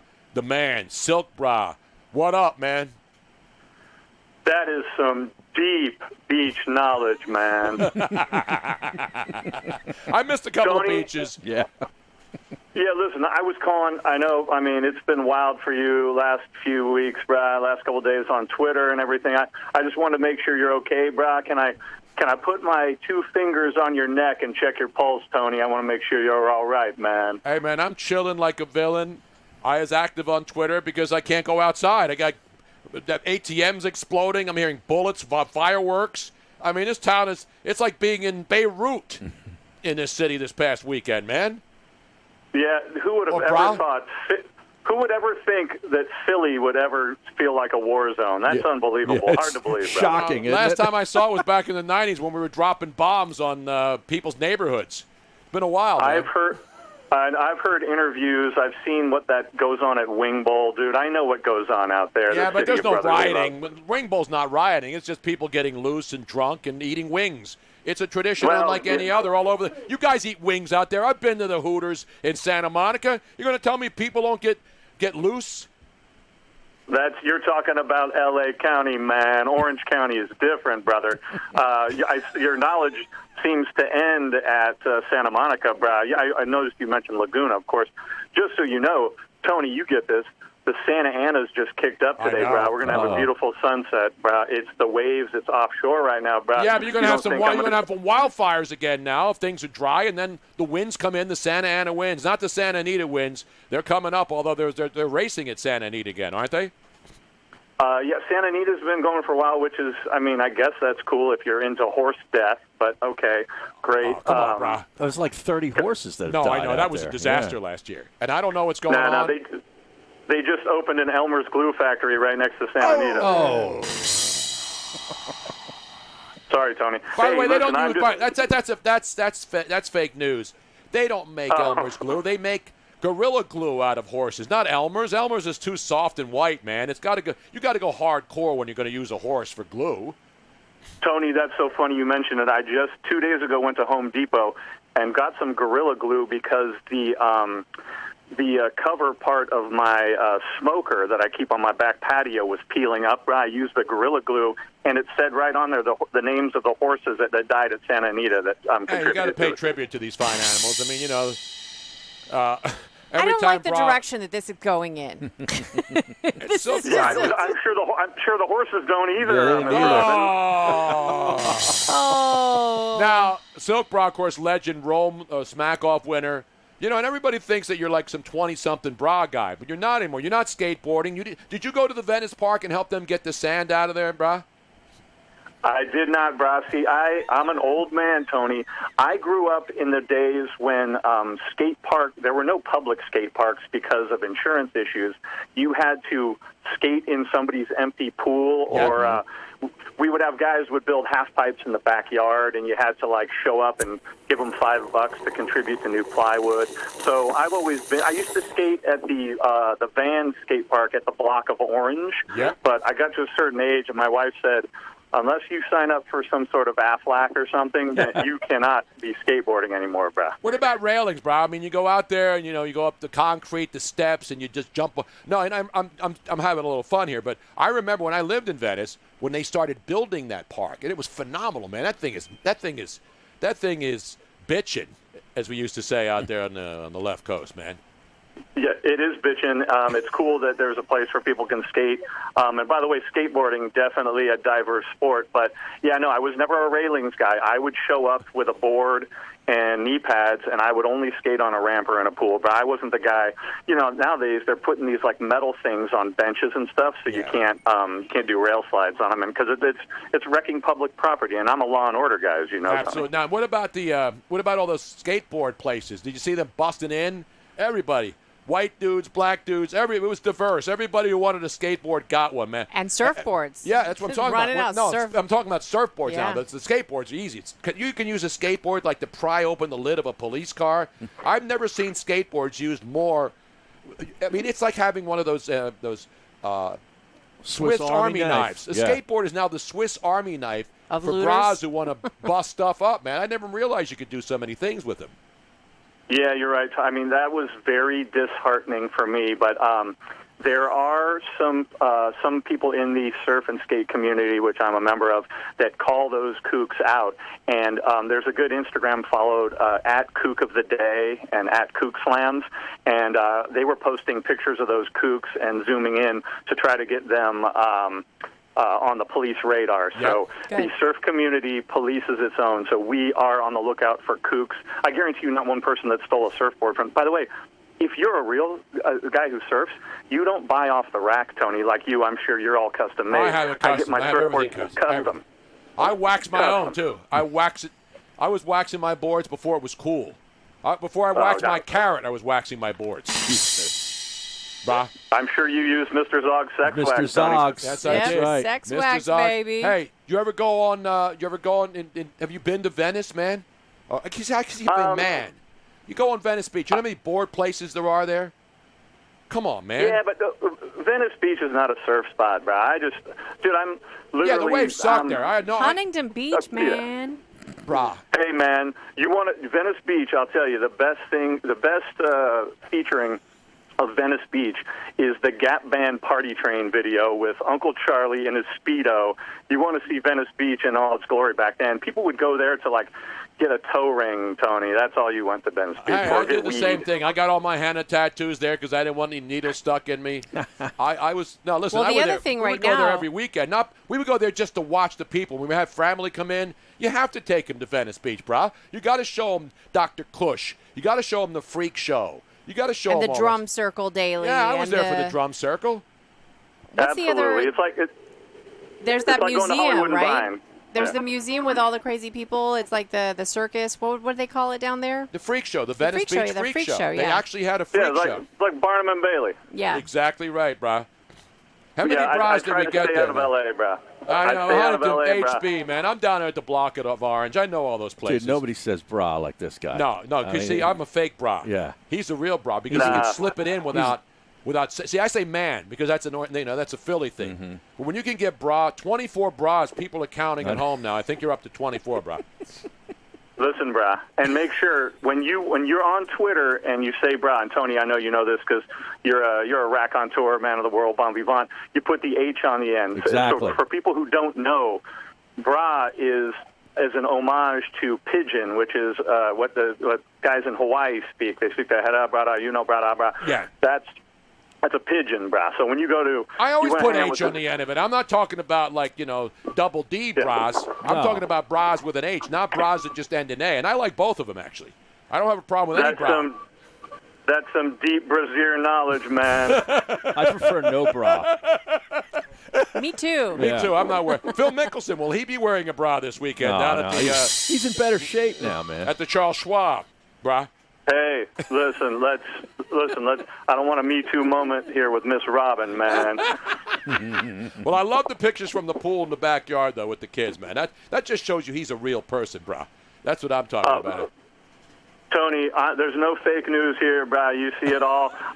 You know what I'm going to do just for you tomorrow? I think I got some new surf racks for my bicycle, brah, because they closed the lots down here. They're open now, but it's exercise. So I'm going to put my longboard in the rack. I'm going to take a picture down at Huntington tomorrow, and I'm going to tag you in it, brah, just to give you some HB love, man. Awesome. Be in right by the pier, man. I want to see you in the HB. By the way, is that the seafood restaurant still closed up there on the pier, brah? Wasn't that a Joe's Crab Shack? It was a Joe's. Eat at Joe's, right? No, man. It used to be the N Cafe. Now it is Ruby's, is on the end of the pier. Of course, you got Captain Jack's in Sunset Beach, brah. But now things are opening back up. Right now, we've been still having protests on the weekends. There were some protests on Saturday and Sunday. I went down for a little bit. They were smart. They closed PCH between 1st and 9th to let the people protest. So it's been all right, man. It's been fairly peaceful. The HB kooks get riled up, bro. We got a lot of bitter white people around here, bro. I hear you, man. That's why I don't go down there. That's why I would always stay in Venice and chill with the bras who just really didn't. Nah, bro. You come with you hang with me, bro. I got a home sweet home sign on every corner, bro. Nice. God, I love it down there. Well, man. Tony, you need a little bit more sun because they're going to tell you that you look like a Howley. No, I don't, man. I'm pretty good, bro. Right now, you look like a Howley, that's for sure. Tony, I saw you, bro. You need a little vitamin D. You need to get to Rehoboth Beach or something, bro. Get that sun on you, bro. Dewey Beach. Nah, I don't go to Delaware, bro. Come on, man. I go down to Maryland, hang out with my son in his backyard in his pool. I don't need no stinking. It'll only take him like 5 minutes to get darker. Exactly. I mean, but he really needs some sun. Absolutely. Let's get a pontoon boat out on the Delaware River, the Potomac or something, bro. All right, Wake man. surfing, bro. Wake surfing, bro. Love it. Body boards, body blow. That was Mike Tyson's punch out. Remember? Body blow. Knock him out. Ladies and gentlemen, put Absolutely. your hands Listen. together. Jim Rome, jungle legend, making an appearance here. Smack off champ. He's not a strapper. I love you guys. I've been listening a lot lately because as a teacher, I can't, I'm not teaching now. So now that you're on at noon, as soon as Rome's over, I can tune you in, and then I go right into Petros and Money after that, brah. So for me, it's just chill out in the back. The wife and I are sitting right here. We're having an adult beverage, just soaking in the sun in the Santa Anas, brah, with the Tony Bruno Show, man. Beautiful, It's awesome. man. At Silk Bra on Twitter, and that's bra with an H. With an Yes. H. And Mrs. Silk Bra. That's right. If you want to follow her, it's at JSilk, brah. It's got a JSilk. picture right there. My wife's hot, brah. I told her not to use her actual picture on Twitter. Why not? And I think she's only because people are a-holes, but she's gonna. We want to get her to 100 followers. She's got like 94. But Well, let me follow at right now. JSilk. At J-A-Y or just the letter J? J, because her name is Jen. It's JSilk17 on Twitter, bro. Let's try to get her to 100 followers, man. Won't blow her for Twitter. By the way, who was that picture of the guy that you just kept using everything when you empty the dishwasher, thinking it will guarantee sexy time? She's a Charger fan for life. Oh, show me your lightning bolt, J-Bra. Your Silk. Los Angeles Okay. Superchargers. Okay, Silk Bra. Tony just followed her. Me too. And you are she's 2 away from 100. Harry, did you follow her? Yeah, just now. I want At everybody JSilk17. Not bra, at JSilk17. If J, we the can letter get her to J. 150, she just got 2 new bathing suits that are one-piece thongs, bro. I'll tweet out a picture of that. Beautiful. I will not go off the air until we get her to 150. I will stay on the It's like air. a telethon. It's like a telethon. Yes. Yeah. Let's get those Twitter accounts cranked up right now. I know you're on people on Twitch. You could follow along. Just go to your second account on your burner phone and go on Twitter and follow JSilk, not 17. Rob. JSilk 17. 17. Follow her now, or else you will have hell to That's pay. right. And if you guys want to send her some Scrapple, man, that would be great. Beautiful. Haberset.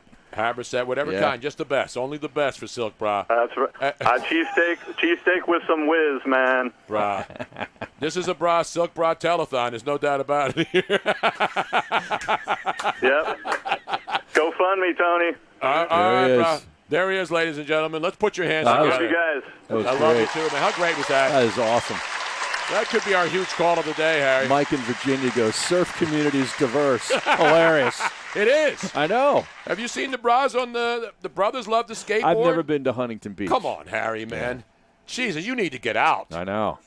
Huntington Beach, Laguna. The waves aren't that big. Now, you go out down to Malibu, there's a lot of surfers. Yeah. There's a You go big up to beach. Santa It's- Cruz, I know. is Yeah, big but I'm up saying there. like that in Southern California. Yeah. Like you see all these dudes in Malibu, and there's Yeah. no waves, and Right. they're just all bobbing there all day, and then they get into fights if somebody gets on near their wave. 'Cause they're- I've actually seen these bras like get into big fights over one wave. Really? Yeah, we need to have more waves. We need a wave machine out there, man. A bra. How great was that call? That was great. It was great. HB. Well, she's up to 117 already. There we go. Beautiful, man. Joey Bonocco says, I just got drunk during that segment. I know, because, well, Pass, bra. they were doing shots for every time you Not shaka, bra. take a shot. Every time you said bra, you'd have, like, alcohol poisoning by now. Man. Locals only, bra. That's right.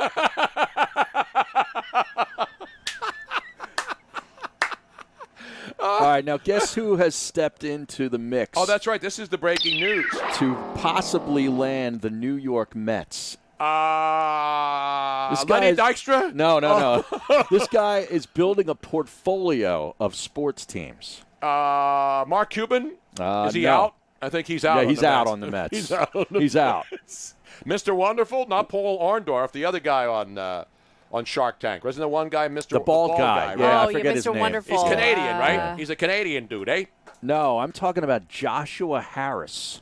Joshua Harris the of the owner of 76ers? your 76ers. Are you serious right now? The New Jersey Devils, and I believe he owns the Crystal Palace soccer team over in England as well. So now he wants, and you know what? These are smart business. These are guys who are, venture capitalists. Mm-hmm. And you see what's happening. There's no sports. The Mets deal fell through earlier this year, right? Correct. That fell apart, and they got offered a lot of money. And then the price crashed, and the stock market crashed, and now it's starting to inch back up. Yes. So Joshua Harris and his partners are figuring, hey, let's David get in. Blitzer is one of his partners. Not Wolf Blitzer. No. Steve Cohen was the guy that was supposed to buy the Mets. Exactly. And the deal fell through. And Not Steve Cohen from Not our SiriusXM. Sirius, yeah. If he bought the Mets, and I'd take another job with him, and I'd go be a ball boy or Exactly. something. And I'd watch the balls and touch their balls.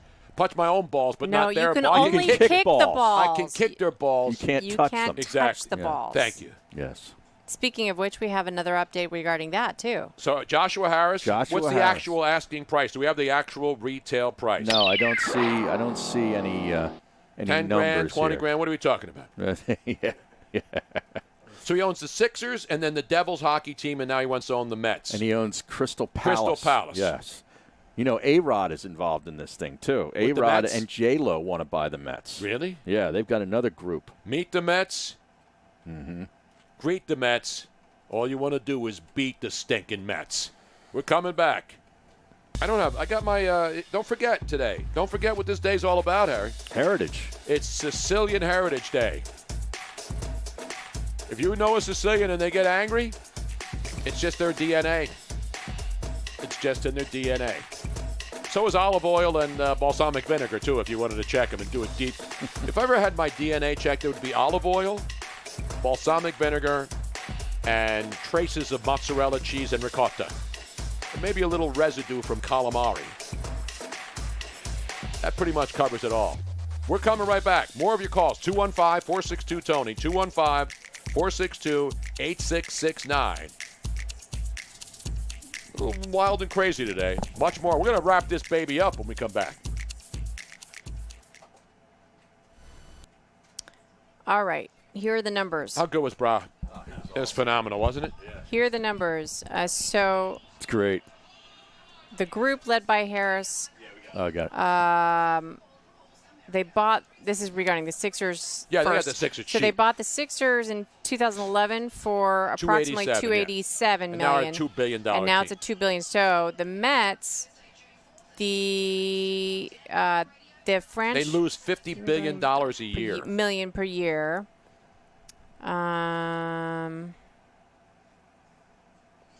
Oh, they don't have a valuation on here.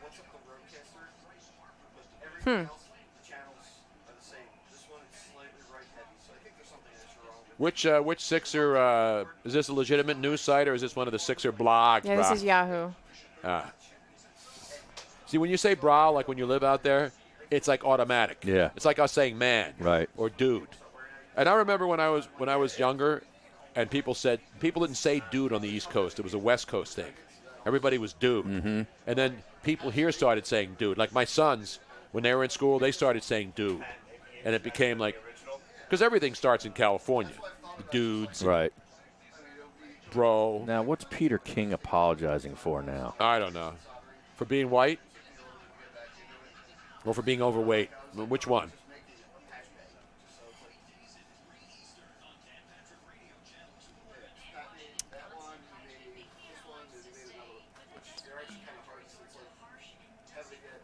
So the Mets are valued right now at $2.4 billion. Tony? I know. I heard you, Okay. Rob. It's negotiable, though. I think we have motivated sellers, Harry. It's a fire sale. The sellers are really, really motivated right now. All right, so you got it's contactless buying. Florida and then the foot golf, right? Yeah, let's For do the Florida. We got to go Florida to AJ. first, No, or- yeah, let's do foot golf Foot and then golf Florida. first? Okay. So let's do foot golf. Then while you're talking on the phone, then I can get Florida ready. Let's see if Jay Silk, does she go over 150? Oh, I'll look in just a I'll minute. look at it right now. She's at 141. Oh, it's close. 141.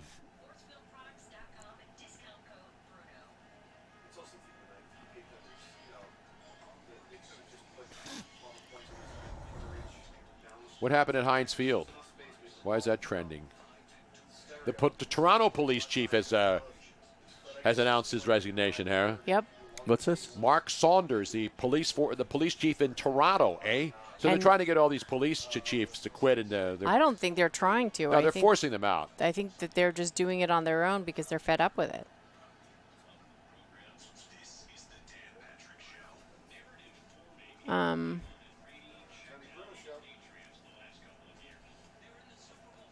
Okay, so that is ready. Brah. Harry, what do you think of Dan Aykroyd's vodka Crystal Head? I haven't had it. You had it? I know it's got the cool skull, That's a skull? like bottle, but I've seen never it. had it. You know, that one's pretty expensive, right? Probably. Yeah. Yeah, I've never had it.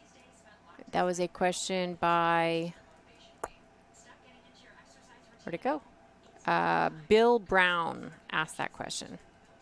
From his band of renown? I'll have to try it. Not Larry And Brown. I've actually never tried making limoncello, but I would like to try. It's easy to make. The best limoncello is Polly Odd right down the Yep, street. right around she the makes corner. the Little most Italian fantastic limoncello because it's not she bitter. cuts her own lemon. It's all it is grain alcohol with lemons that sit in it and absorb the flavor of the lemons. But she uses better alcohol, and then you can use decent stuff. And then she does something else. She doesn't use as much of the rinds. She actually squeezes the lemon so that the limoncello is not bitter, and it's fantastic. 56, 57. It looks like 5, 6, 8, 6, 7. Yeah, that's the dot. Dude, come on, man.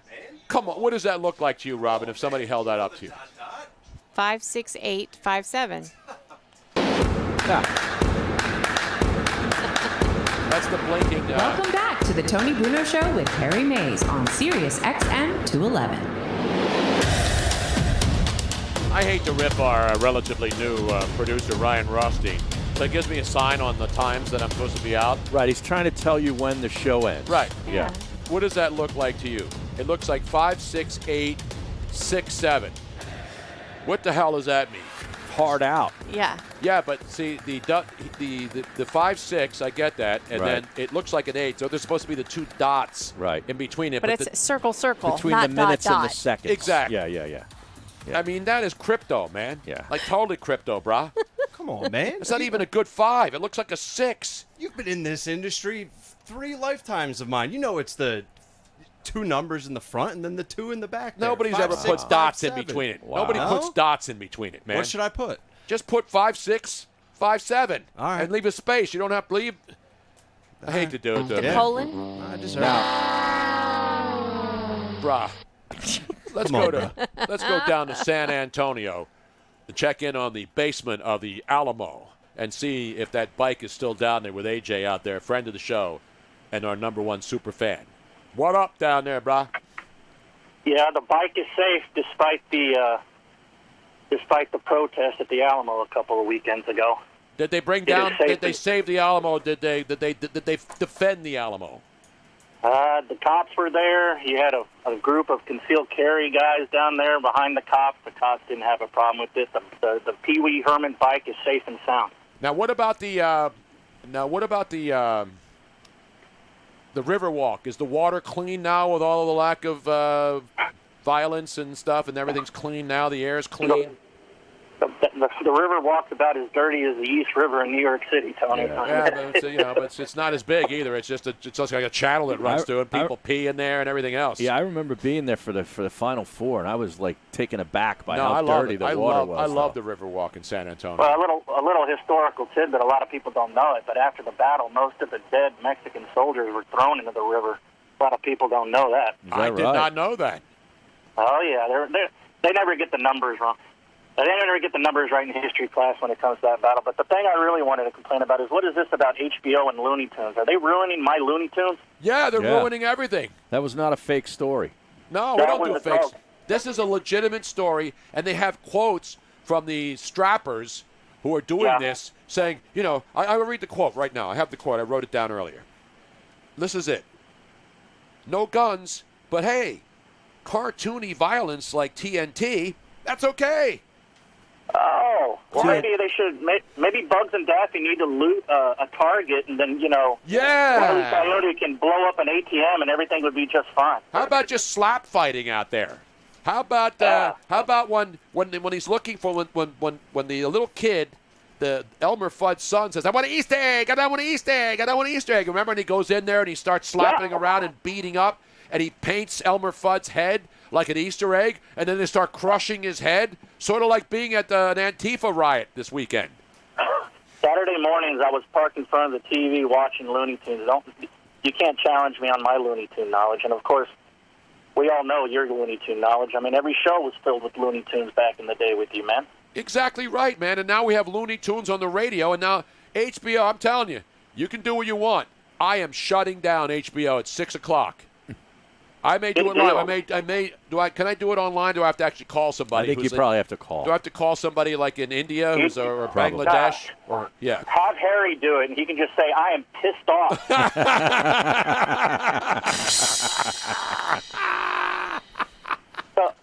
What about Heckle and Jekyll? What about Heckle and Jekyll and all these other violent cartoons? Tom and Jerry. Are they not allowed to get that big hammer out, that big mallet, like the crab mallets we crack our crabs with and smash mice anymore? Tex Avery cartoons, man, they were just as violent. Exactly. Oh, my God. But you know who Mel Blanc, he also did the voice of Woody Woodpecker, man. Mel Blanc did a lot of he did voices. them all, man. Phenomenal. One of the greatest voice actors of all time. Oh, he was the best. He was absolutely the best. But, hey, this is Tony Bruno's birthday week. What's going on? You should be having a different chick in the studio every day. What's going on? Yeah, you're right. Rob, I got to listen. That's on Robin. Robin's the producer of the show. I'm not supposed to go out and get my own chicks. I'm not supposed to go out and get my own birthday sex. It's supposed to be provided for me. I'm a senior and I'm active. I am not providing you birthday sex. Can you put birthday sex on the Amazon wish list? Absolutely, you can. We can play birthday sex at least a song. Well, you can put it on the wish list. Oh, I'm sorry, I interrupted. Just put it on the poll, Guillermo. I'm sorry. Did you see that story down that raceway down in North Carolina? Yes, 2,000 people showed up. They said "screw you," and they had a Saturday night race event on the dirt track. Yeah. 2,000 people showed up. They said, "Hey ya, hey ya." Yeah, and then the track owner, he said, no, this is a protest for racial injustice. Exactly right. Exactly. Hey, AJ, we got to get to Robin's update, and we got to get this golf bra update. Thanks, AJ. We'll talk to you later on in the week, brother. Thank you. All right, man. And meanwhile, let's get Miss Robin in here, because we got to get this damn Florida update in here. Robin, give us your update. I don't have the music because it's not in this machine. Dateline, we are going to go down to Miami. Which is Bal Harbor to be exact. That little district there. Is that the neighborhood of Yeah, it's Miami? Bal Harbor. Okay, It's like Bal really Harbor. ritzy, bitchy. We have mentioned this before, that you would think that all doctors would be essential services, but a category of doctors, plastic surgeons, are not always necessarily essential because, do you really need to have a nip and tuck? Do you really need some Botox? Well, they are back in business thanks to a very creative plastic surgeon down in Miami. It's Dr. Miami, yes. Robin. You know Dr. Miami. He... Not Dr. Detroit. He's doing different stuff. Yeah. For all those quarantine Florida residents who are worried about their laughter lines and crow's feet, they do not have to worry anymore because they can get their Botox in a fantastic, handy drive-through. Drive-through Botox. Not a drive-by, like Tony originally said. It's drive-through. Put the needle on the forehead. Put the needle on the forehead. Yes, so you can pull up in your car, and it's sort of like, like when you get your car serviced, and you get, it's like a garage. You pull in your car, now and this go guy's zip, famous, zip, though, zip. Robin. This guy's Michael Salzauer. He was Dr. Miami. He had his own reality show. Our next-door neighbor had a reality show when we lived in Venice. Dr. Linda Lee. Dr. Linda Lee was on Beverly Hills, what is it called? Beverly Hills...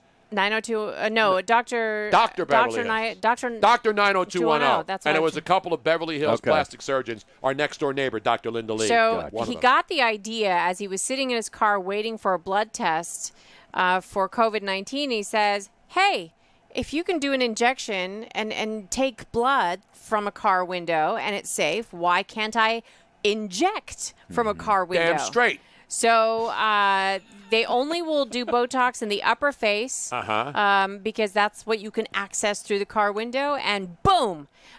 Patients sign up online. They pay an average of 600 buckaroos for a stippling of shots across their foreheads. How much now for just a couple of tucks up in, like right up in here, and maybe how about breast? I mean, how about I don't want breast implants. Well, they can't do that through the car. Can I do butt implants? They can't do that. What did you not just listen to me? I know. They're only He's not doing. listening. You're not listening. I know they only do it in the forehead, Robin. Does this guy go to Washington and do house calls for all the members of Congress whose faces are all now more plastic? No, you got to come to him because his little garage area is all set up. But this is leading to a controversy because Florida tattoo artists are now upset, saying, hey, what is the difference between what he's doing and what we do? Because somebody can just stick their arm out, right? Sure. And they can get a tattoo. So maybe we'll start seeing drive-through tattoos. We'll see drive-by a lot of things if some people are told they're not essential and this guy is. Anyway, we got to do this golf in here, Eric, because we don't have enough time.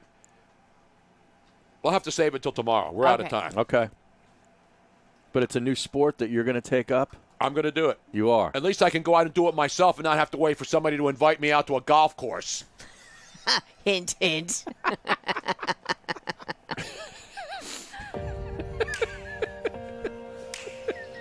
What are you implying there? Nothing. I just Just a conversation that he just happened to bring up around a certain person in the studio. Did Jay Silk make it to? Last I saw 148. Let Jay me Silk 17 on Twitter. Come on, people. I'm refreshing. She's at 148. Two more. Come on, people. Two Come more. on, two more people, or else I'm going to stay here all night. 17. Follow her on Twitter. Follow her lightning bolt. You'll see the big Charger lightning bolt. Let's get this thing going. In the meantime, I want to thank everybody. We'll see you tomorrow. We had the great John Kincaid and Zach Gelb. Don't drink and drive. Don't text and drive. Be careful out there, right? Love one another.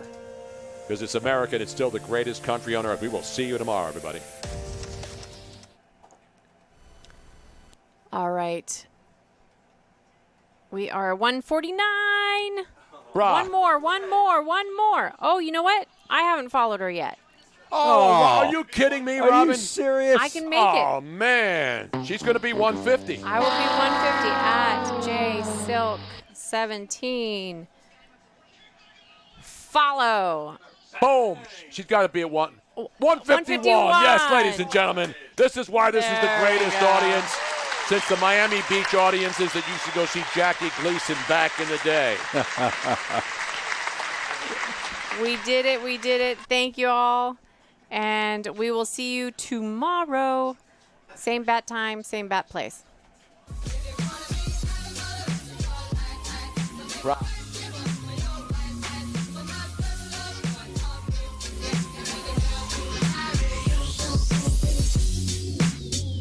This knife has a straight edge on it, so it's very easy.